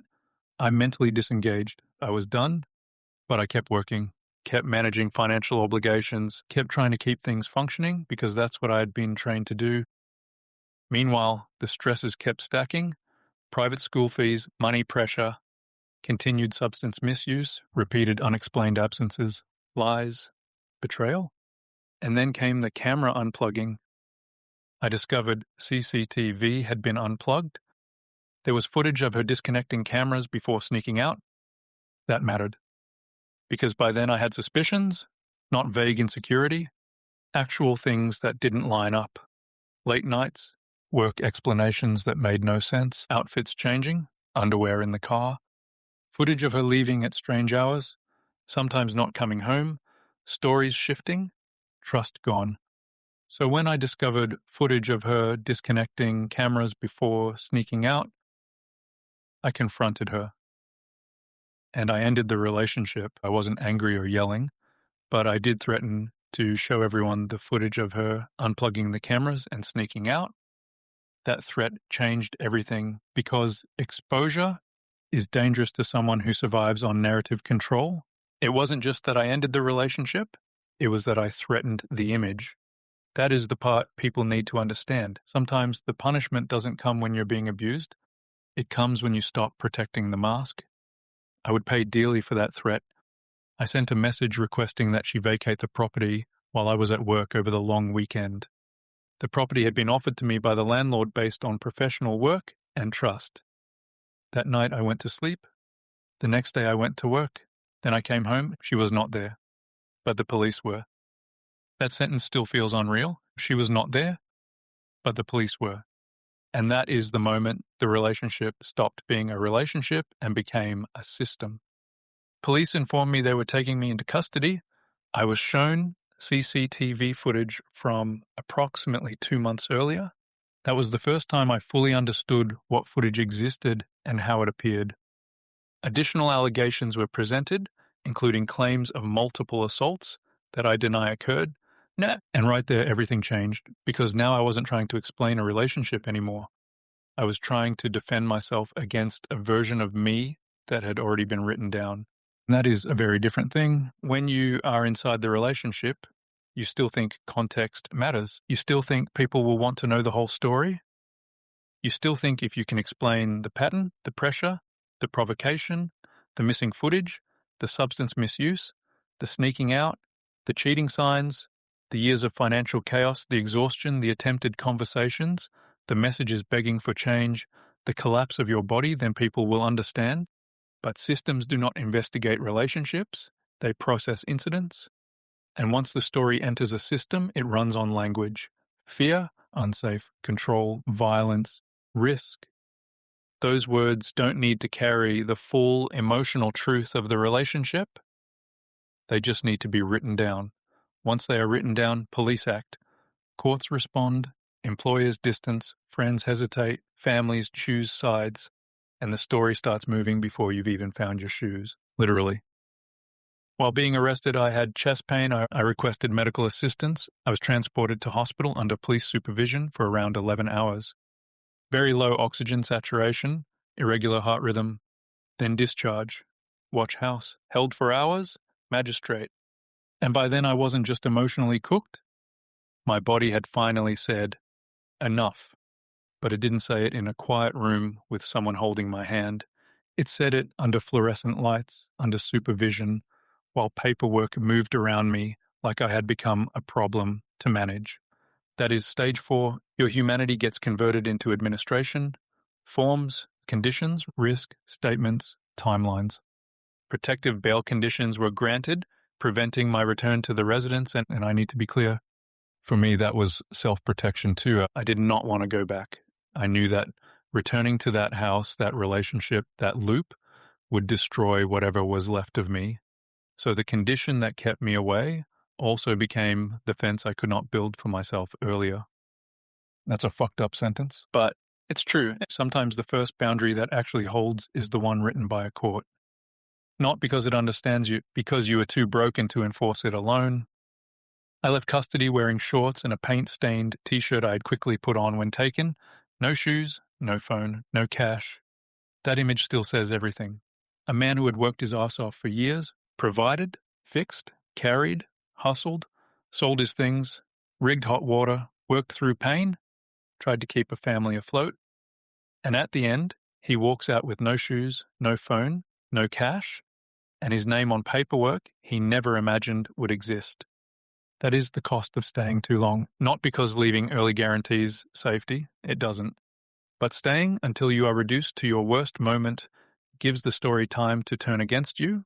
3 charges were laid, 1 related to the incident from 2 months prior that had not been reported at the time. 2 more were very serious allegations alleged to have occurred the night before I ended the relationship, which I deny. And this is where the mindfuck really begins. Because the timing matters, The relationship ends, exposure is threatened, CCTV unplugging is raised, I request she leave, then the system enters. That does not automatically prove motive. I'm careful with that. But I'm telling you how it felt. It felt like the moment I stopped protecting the story was turned on me. And after I was removed, CCTV showed her gesturing obscenely at cameras, verbally gloating, then later displaying emotional messages, alternating between hostility and affection. And that is the part that still makes my skin crawl. Because people imagine someone terrified behaves one consistent way. Real life is messier than that, but when you have lived inside the pattern long enough, you start recognizing the switches. Hostility and affection, performance, gloating, sadness, charm, rage, victimhood, all the gears turning depending on what the moment requires. Within weeks, the individual I had suspected she was involved with was openly present. Say that back to yourself that slowly. Within weeks, the person connected to the suspicions, the late nights, the work explanations, the sneaking out, the camera unplugging, openly present, and I was the one being processed as the risk. That is what breaks something in you, and not just the betrayal, the inversion, the way reality folds inside out until the person who was lied to becomes the dangerous one for reacting to the lies. That is stage 4. The story gets weaponized, and this is the part no one warns you about, not because it's rare, because by the time it happens, you're already fucked. Stage 4 is not just about an incident, it's about what happens after, when facts stop being the point. The smear campaign doesn't begin after the discard, it begins long before. While you still think you're in the relationship, while you're confused, exhausted, trying to fix things, trying to understand, trying to save the family, and trying to explain the relationship to yourself, they may already be laying groundwork, quiet conversations, half-truths, carefully chosen omissions, nothing dramatic enough to bring back to you cleanly, just enough. It gets framed as concern, vulnerability. I don't know what to do anymore. I'm trying so hard. Like, he's not okay, or he's unstable. He scares me. He's angry. He's changed. And while you are still defending the relationship, other people may already be hearing a different version of you. That is the sting. Because when the discard finally comes, people don't always ask, what happened? Sometimes they say, yeah, I kind of saw this coming. And that sentence tells you the story was already written. You weren't reacting to the breakup. You were reacting to a character assassination that was already complete. Every emotional response you have after that conveniently confirms the story. Your confusion becomes instability. Your anger becomes proof. Your silence becomes guilt. Your attempts to explain become control.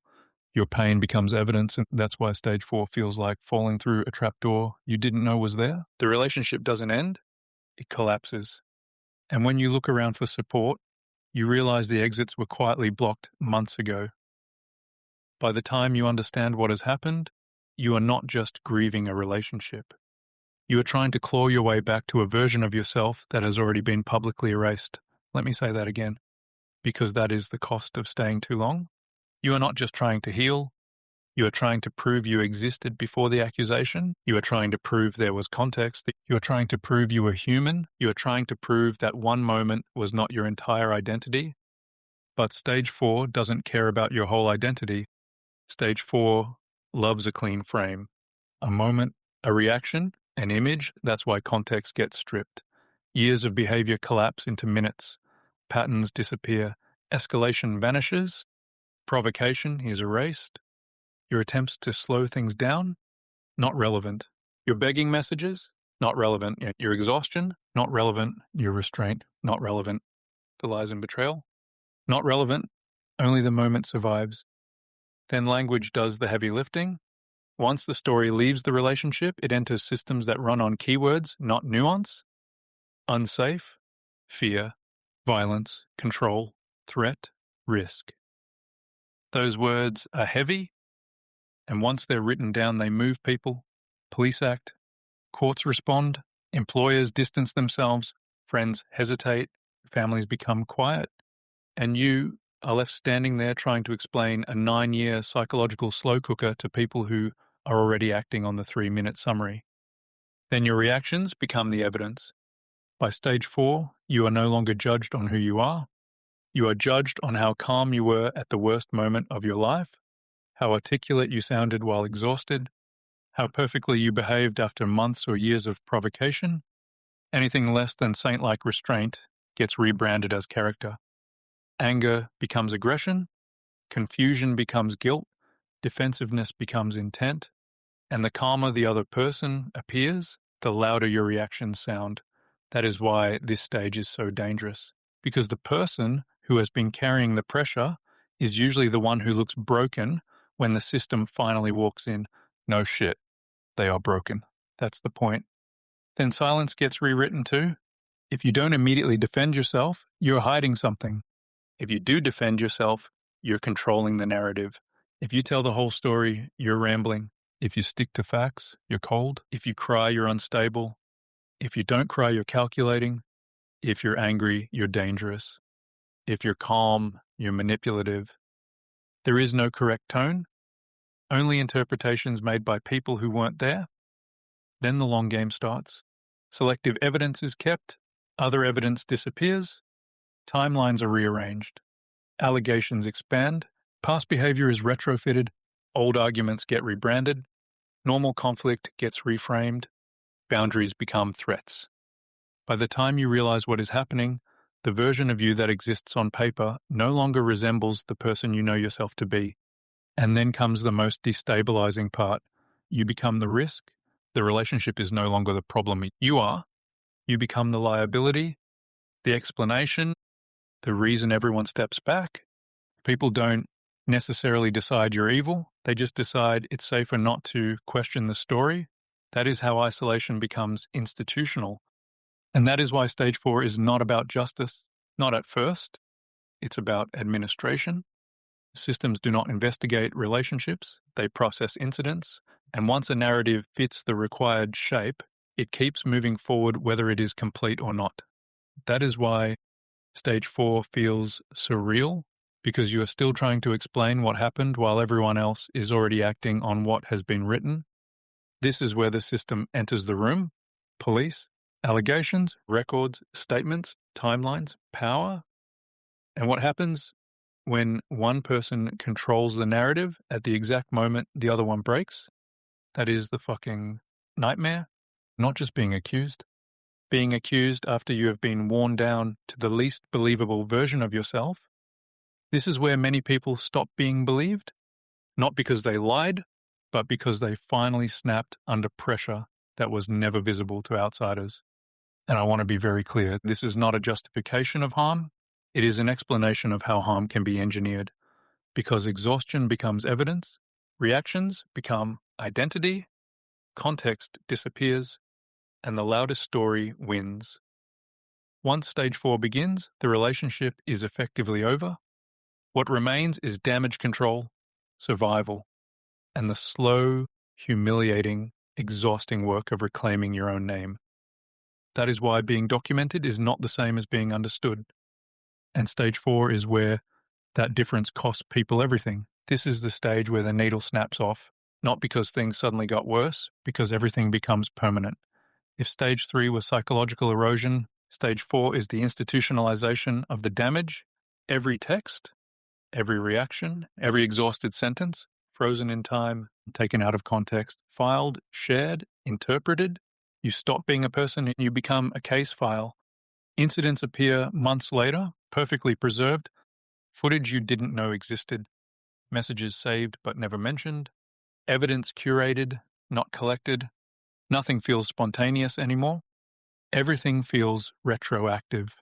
Your worst moment becomes your whole identity. Years of care erased, context deleted, pressure ignored. One reaction replaces your entire history. You are no longer who you were. You are what they say happened. The narrative shifts from we to you, not what happened between us, but what did you do? What kind of person are you? Shared responsibility disappears overnight. Authorities enter the story already primed. You don't walk into neutrality, you walk into tone, framing, implication. The story arrives before you do. And then everyone tells you to stay calm while your life burns. Be polite, be quiet, Don't explain too much. Don't react. Don't look angry. Don't sound desperate. Meanwhile, your home is gone. Your reputation is bleeding. Your body is failing. Your belongings are somewhere else. Your animals are somewhere else. Your life has been ripped out from underneath you, and calm becomes compliance. That is the cost. Your health collapses on schedule. Chest pain, blood pressure, exhaustion, dissociation. Your body finally says what you weren't allowed to say, but now it's happening under fluorescent lights with forms. Then you realize too late that leaving and exposure triggered everything. Not just the argument, not just the incident, the boundary, the moment you said, "This is over," the moment you saw behind the curtain, the moment you threatened to stop protecting the mask. That's when the story locked in. That's the brutal lesson. Sometimes the thing that finally saves you also detonates what was already wired underneath the floor. You are removed, not resolved, removed from your house, removed from your routines, removed from your belongings, removed from the life you were funding. Not because the full truth has been established, because risk management prefers distance over nuance, and people look at you differently. You feel it, the hesitation, the careful tone, the silence, the questions they don't ask, the things they've heard but won't say. And there you are, carrying years of context in your chest, trying not to sound insane while explaining something that sounds insane. That is why I say this is the cost of staying too long, not because you deserved it, not because every part of it was predictable, not because you're stupid, but because the longer you stay in a system designed to make you doubt yourself, the more likely you are to exit at the worst possible moment, in the worst possible shape, with the worst possible evidence of who you became under pressure. And that is what still makes my skin crawl. I didn't leave when my body started warning me. I didn't leave when the ex warned me. I didn't leave when the mask slipped. I didn't leave when I started sitting in the car before going inside. I didn't leave when money disappeared.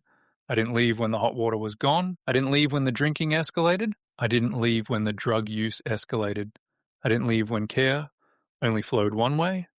I didn't leave when she started sneaking out. I didn't leave when the stories stopped making sense. I didn't leave when my nervous system was screaming. I waited until the relationship had already turned me into someone I barely recognized, and by then, leaving didn't look clean. It looked like collapse. That is stage 4. That is the incident and discard. That is the story being weaponized. That is context being stripped. That is the system entering the room. That is the moment staying too long stops being private pain and becomes public damage. And if you are listening to this while still inside one of these relationships, I need you to hear me clearly. Do not wait until your body breaks. Do not wait until your worst reaction becomes the only reaction anyone cares about. Do not wait until your name is being discussed in rooms you're not allowed into. Do not wait until you need strangers with badges, forms, or court dates to create the distance you could not create yourself. Document, get support, tell safe people early, stop protecting the mask, stop carrying the whole story alone, because stage 4 does not start when police arrive. It starts long before that. It starts when you're close to snapping and they know it.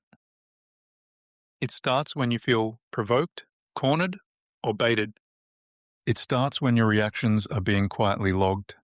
It starts when boundaries make things worse. It starts when you feel like the story could be turned against you. It starts when you're more worried about how things look than how they feel. That is the danger zone. Not because you're violent, because you're predictable under pressure. And if someone has been studying you since stage 1, by stage 4 they know exactly how much pressure it takes. That is the horror of it. Stage 1 maps you. Stage 2 trains you. Stage 3 wears you down. Stage 4 uses the finished product as evidence. And by the time you realize what has happened, you are standing in the ruins, wondering why nobody can see the factory that built the explosion. That is the cost of fucking staying too long. And it is a cost I will be paying in some form for a long time. But here's the part that matters. Stage 4 did not end me. It should have. It nearly did. But it didn't.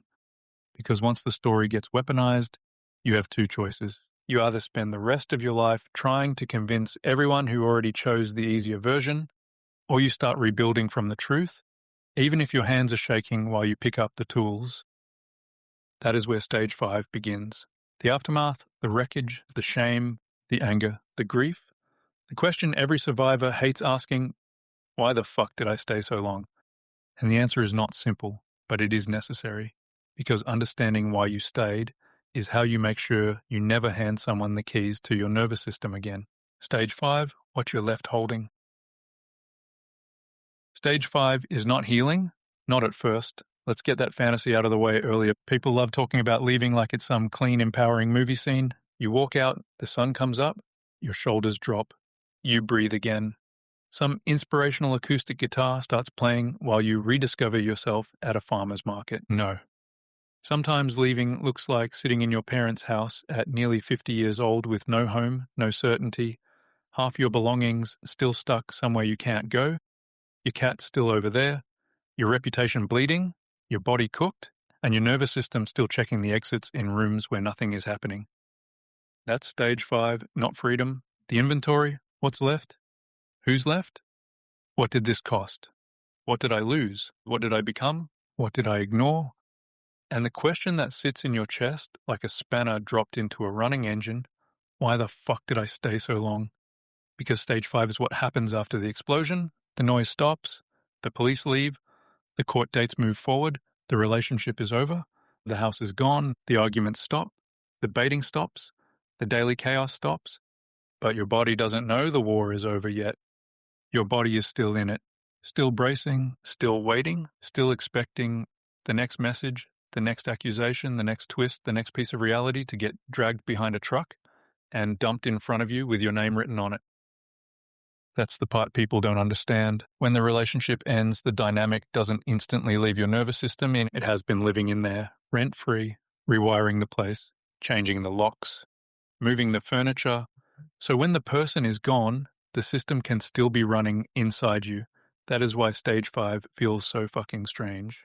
Because technically, you're out, but internally, parts of you are still standing in the hallway waiting for the next door slam. So here I am, close to 50, back at my parents' place, no home. Most of my belongings still over there. Cat still over there, after 9 years of working my ass off, supporting the family, keeping things afloat, selling my stuff, chasing work, fixing problems, carrying pressure, covering gaps, holding the engine together with zip ties and self-abandonment. I walked away with basically the clothes on my back, and not many of them that does something to a man. Not just the material loss, the meaning of it, because it's not only, I lost a house, it's, how the fuck did I work that hard and end up here? How did I give that much and leave with so little? How did I become the bloke standing in the ruins, trying to explain that the ruins didn't happen overnight? That's the humiliation nobody wants to talk about. The humiliation of looking at your own life and realizing you helped hold up the thing that crushed you. And I'm still angry, of course I am. I'm hurt. I'm ashamed. Not ashamed in the way people want to paint it. Not ashamed because I think I deserved what happened. Not ashamed because I think every accusation defines me. Ashamed because of how long I stayed, how much I swallowed, how many times my body knew and I overruled it, how many times my gut said, mate, something is very fucking wrong here, and I told it to shut up because I was trying to be mature. That is a special kind of shame. The shame of self-betrayal, because here's the bit that fucks with me the most. I knew I've got qualifications in mental health, I've worked in alcohol and other drug support, I've lived enough life to recognize patterns, I've studied this shit, I've taught people, I've helped people, I've sat with people while they explained chaos, addiction, trauma, denial, manipulation, relapse, shame, avoidance, all of it.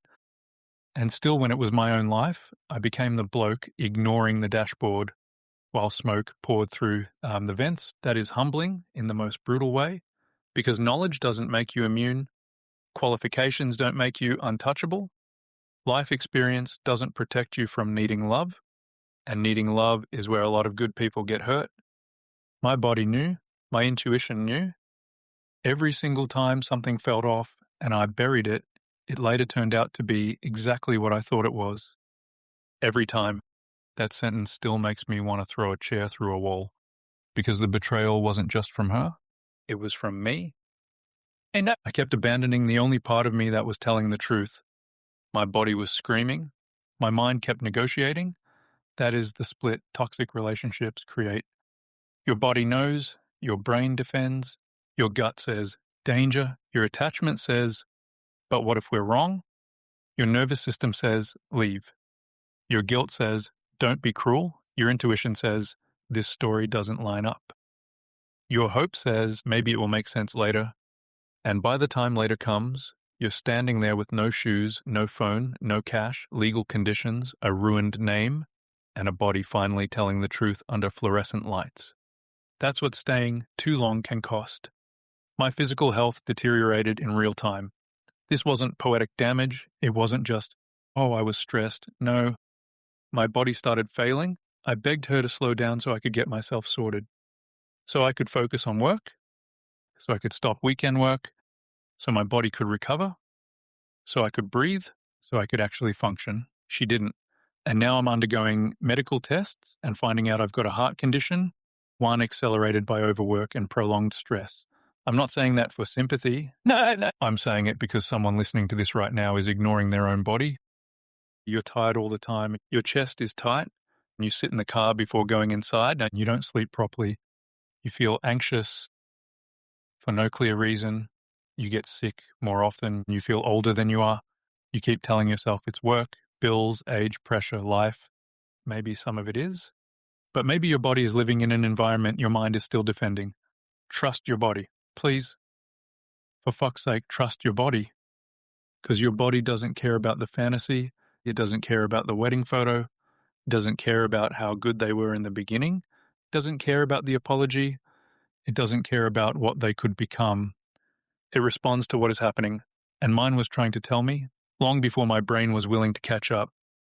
Then comes the question of why did I stay so long? I'm still not completely sure. But I'm getting closer. I think part of it was that I had worked so hard to become a reliable man. When I was younger, I was impulsive. I had ADHD. I job hopped. I quit things without thinking. I broke promises. I let people down. I damaged trust. I was unreliable. And I hated that version of myself. So I worked hard to become the opposite. Dependable, present, stable, affectionate, attentive, supportive, a decent partner, a decent father, a man who showed up. And I think part of me couldn't accept that after doing all that work, after changing that much, after rebuilding that much, the relationship still ended like this. And that sounds stupid until you've lived it. But it's honest. I wasn't just trying to save the relationship. I was trying to save the version of me that believed he had finally become reliable enough to make a family work. That's a brutal hook. Because when your identity is built around not quitting, walking away feels like failure. Even when staying is destroying you. Especially then, you tell yourself, I don't give up on people, sounds noble. But sometimes that sentence is just trauma wearing a medal, because there is a difference between commitment and climbing back into a wood chipper because someone promised they'd turn it off this time. I confused endurance with love. I confused loyalty with self-abandonment. I confused being dependable with being endlessly available for someone else's chaos, and I paid for that confusion. Then there's the part that still makes my skin crawl, the cheating, or what I believe was cheating. My intuition told me something wasn't right. The late nights, the stories, the cameras, and the disappearing, the person I suspected, the shifting explanations, the feeling in my gut that wouldn't shut up. And still, I let her come into my bed, tell me she loved me, have sex with me. While I believe she was seeing another man, that doesn't sit right with me. It never will. It disgusts me. Not just because of the betrayal, because of the intimacy, because of the way someone can look you in the eye, touch you, say the words, perform closeness while already moving elsewhere. I couldn't do that to my worst enemy, let alone someone I claim to love, and the ease of it is the part I will never fully understand. No visible remorse, no hesitation, no moment where the weight of it seemed to land, just movement. From one story to the next, one narrator to the next, one supply line to the next. She's with him now, of course she is.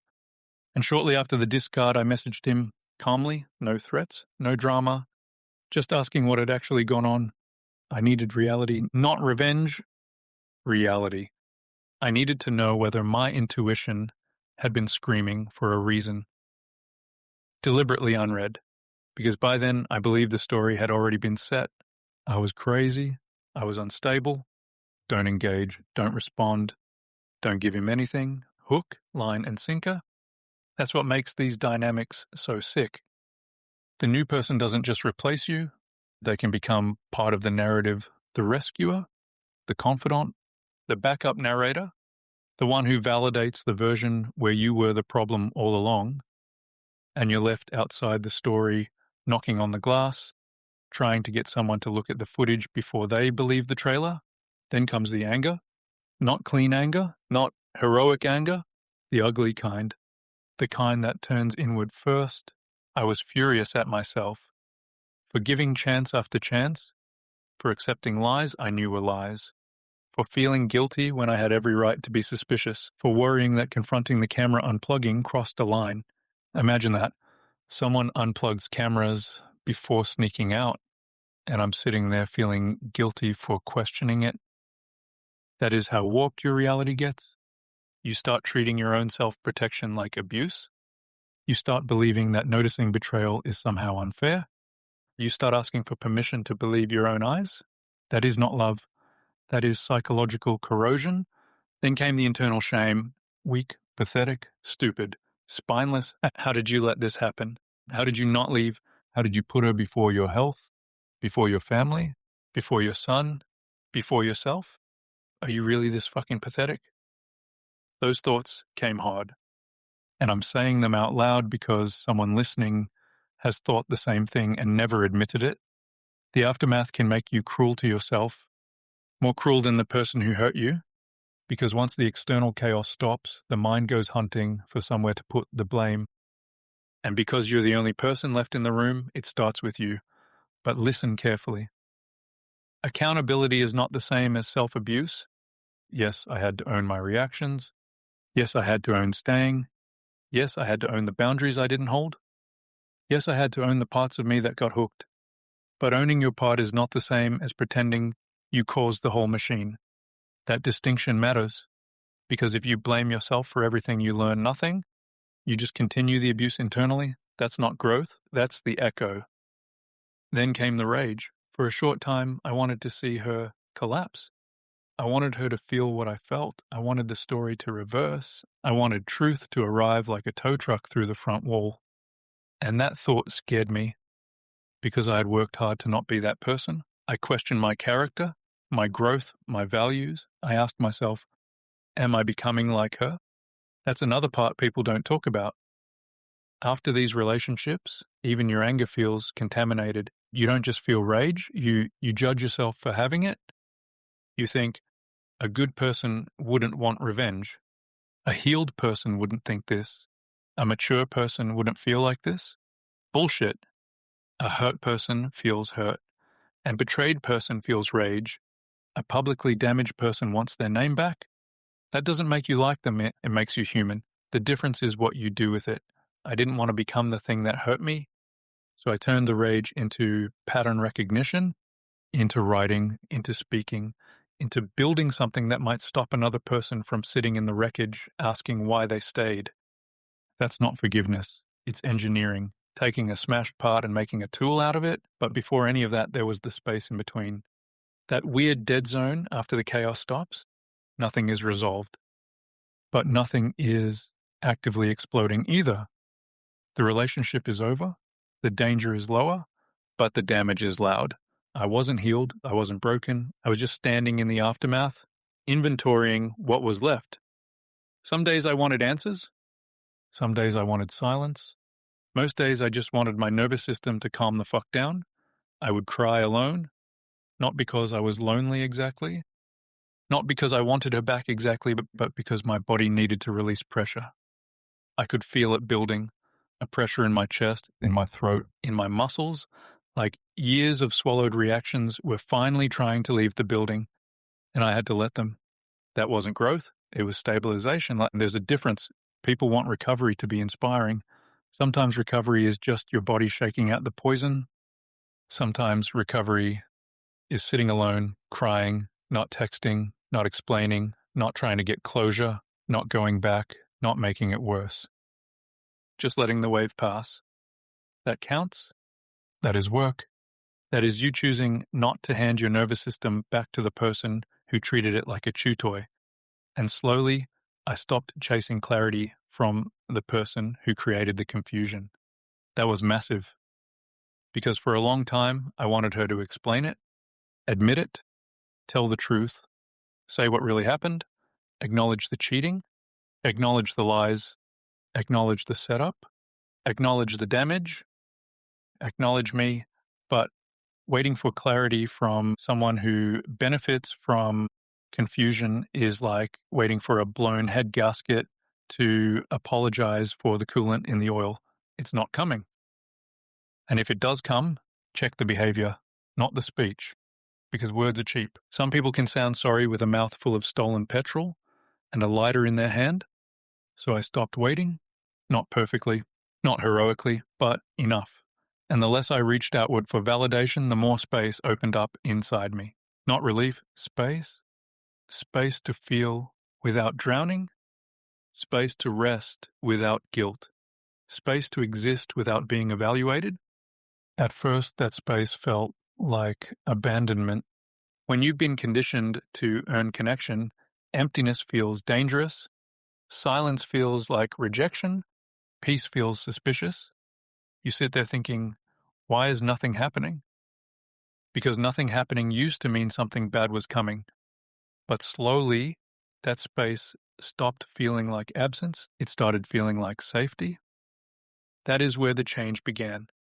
Not with forgiveness, not with understanding her, not with some magical breakthrough, with turning back toward myself quietly, imperfectly, without witnesses. What followed wasn't a transformation, it was a return. And I need to say this clearly. Family helped. Fuck me, they helped. They gave me somewhere safe to land. They showed compassion. They accepted me. They didn't need the perfect version of the story before offering care. That matters. Real support doesn't demand a courtroom presentation before it hands you a blanket. Friends helped too, the real ones. Not everyone stayed. Some mutual friends disappeared. Some people went quiet. Some people clearly didn't know what to do with the story. Some people probably believed whatever version made their life easiest. That hurts. But it also clarifies, because trauma has a way of sorting the contact list. Not everyone who knows you is with you. And not everyone who says nothing is neutral. Sometimes silence is a vote. Then there's the VRO, civil, not criminal. But it still sits there, still blocks me from getting belongings, still blocks me from getting my cat, and I won't breach it. I won't give anyone another piece of paper to wave around, but it sits there. All it takes is one phone call, and I'm back in the system again. That's the ongoing sting, not active chaos, potential chaos. The knowledge that someone who has already shown you there are no clear limits, when protecting their false self, still has access to systems that can make your life complicated. That changes how you move. That changes how you breathe. That changes what freedom feels like. And here's the part that still makes me furious. False or disputed allegations can blow up a life loudly, then disappear quietly. Charges get dropped quietly. Lives get blown up loudly. That is a fucking loophole. And I know systems exist to protect people. They need to. I'm not arguing against protection. I'm saying any system can be weaponized by someone willing to use it as a proxy. And when that happens, the damage doesn't vanish just because the worst allegations don't survive. The stress happened. The money happened. The employer conversation happened. The reputation damage happened. The fear happened. The health damage happened. The humiliation happened. The records happened. The silence from people happened. You don't get those months back. You don't get the clean version of your name back overnight. You don't get to unlive the moment you realized people were discussing a version of you that you didn't recognize. That is why stage 5 is not closure. There is no closure. I don't believe in closure anymore. Not the neat kind. Not the kind where all the pieces click into place and everyone understands and the villain admits the truth and your nervous system gets a refund. No, stage 5 is inventory. What happened? What did it cost? What patterns did I miss? What did I explain away? Where did I abandon myself? Who stood by me? Who disappeared? What do I need to rebuild? What will I never ignore again? That's stage 5. Inventory. Not broken, changed. There's a difference. I don't miss the relationship. I miss who I thought she was. Those are not the same thing. That sentence matters. Because people confuse grief with love. They think because you're grieving, you must want them back. No. Sometimes you're grieving the person you thought existed, the life you thought you were building, the family you thought you had, the future you defended long after it had stopped defending you. You're grieving the mirage. And the problem with a mirage is that part of you still remembers being thirsty. So even when you know it wasn't real, you still remember what it felt like to believe it was. That's the cognitive dissonance. It's brutal. But once you understand it, you can work with it. You stop asking, how could I miss someone who hurt me? And start asking, what part of me was attached to the hope, not the person? That is a better question. Better questions save your life. Why was I attracted to this? Why did I ignore my body? Why did intensity feel like safety? Why did being needed feel like being loved? Why did I mistake rescue for connection? Why did I tolerate what I would tell someone else to leave? Why did I keep trying to be understood by someone who benefited from misunderstanding me? Those answers matter, because that's how you don't end up here again. And now 6 months out, it's still fresh, and of course it is. But I feel okay. Not amazing. Not healed. Not floating around like some enlightened dickhead in linen pants. Okay, solid. I don't miss her. I don't miss the mirage. I miss company sometimes. Then I remember what that company actually looked like. Silence, disdain, stress, contempt, anxiety. And I'm fine again. I like being alone more than I expected. That surprised me, because after years of being trained to earn connection, solitude felt like punishment at first. Now it feels like peace. No one stomping around, no one sighing the house into a weather event, no one turning my concerns into attacks, no one requiring me to scan the room before speaking, no one making me feel guilty for needing basic respect. Just quiet. And fuck me, quiet is underrated. I've got a job I love. I throw myself into it. I've got good people around me. I'm rebuilding slowly, and slowly matters. Because if you try to rebuild too fast, you just recreate the same urgency that got you hooked in the first place. This time slow is safety. Slow is proof. Slow is the opposite of the trap.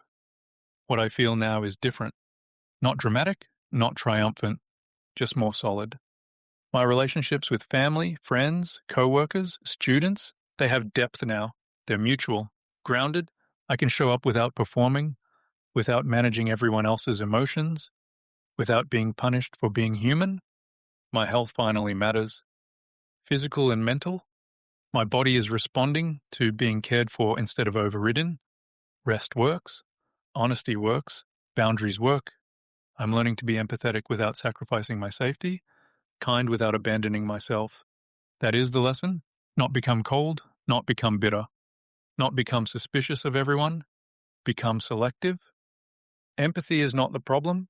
Putting empathy in the hands of someone who treats it like a fuel card is the problem. Compassion is not the problem. Using compassion to excuse repeated harm is the problem. Love is not the problem. Confusing love with endurance is the problem. And now I trust my intuition. It was right. Every time. Ignoring it cost me years. Listening to it gives me my life back. That might be the biggest lesson of the entire story. Not that some people lie. Not that some people manipulate. Not that systems can be messy. Not that relationships can destroy you. The biggest lesson is this. I do not need someone else's permission to believe what I know happened to me.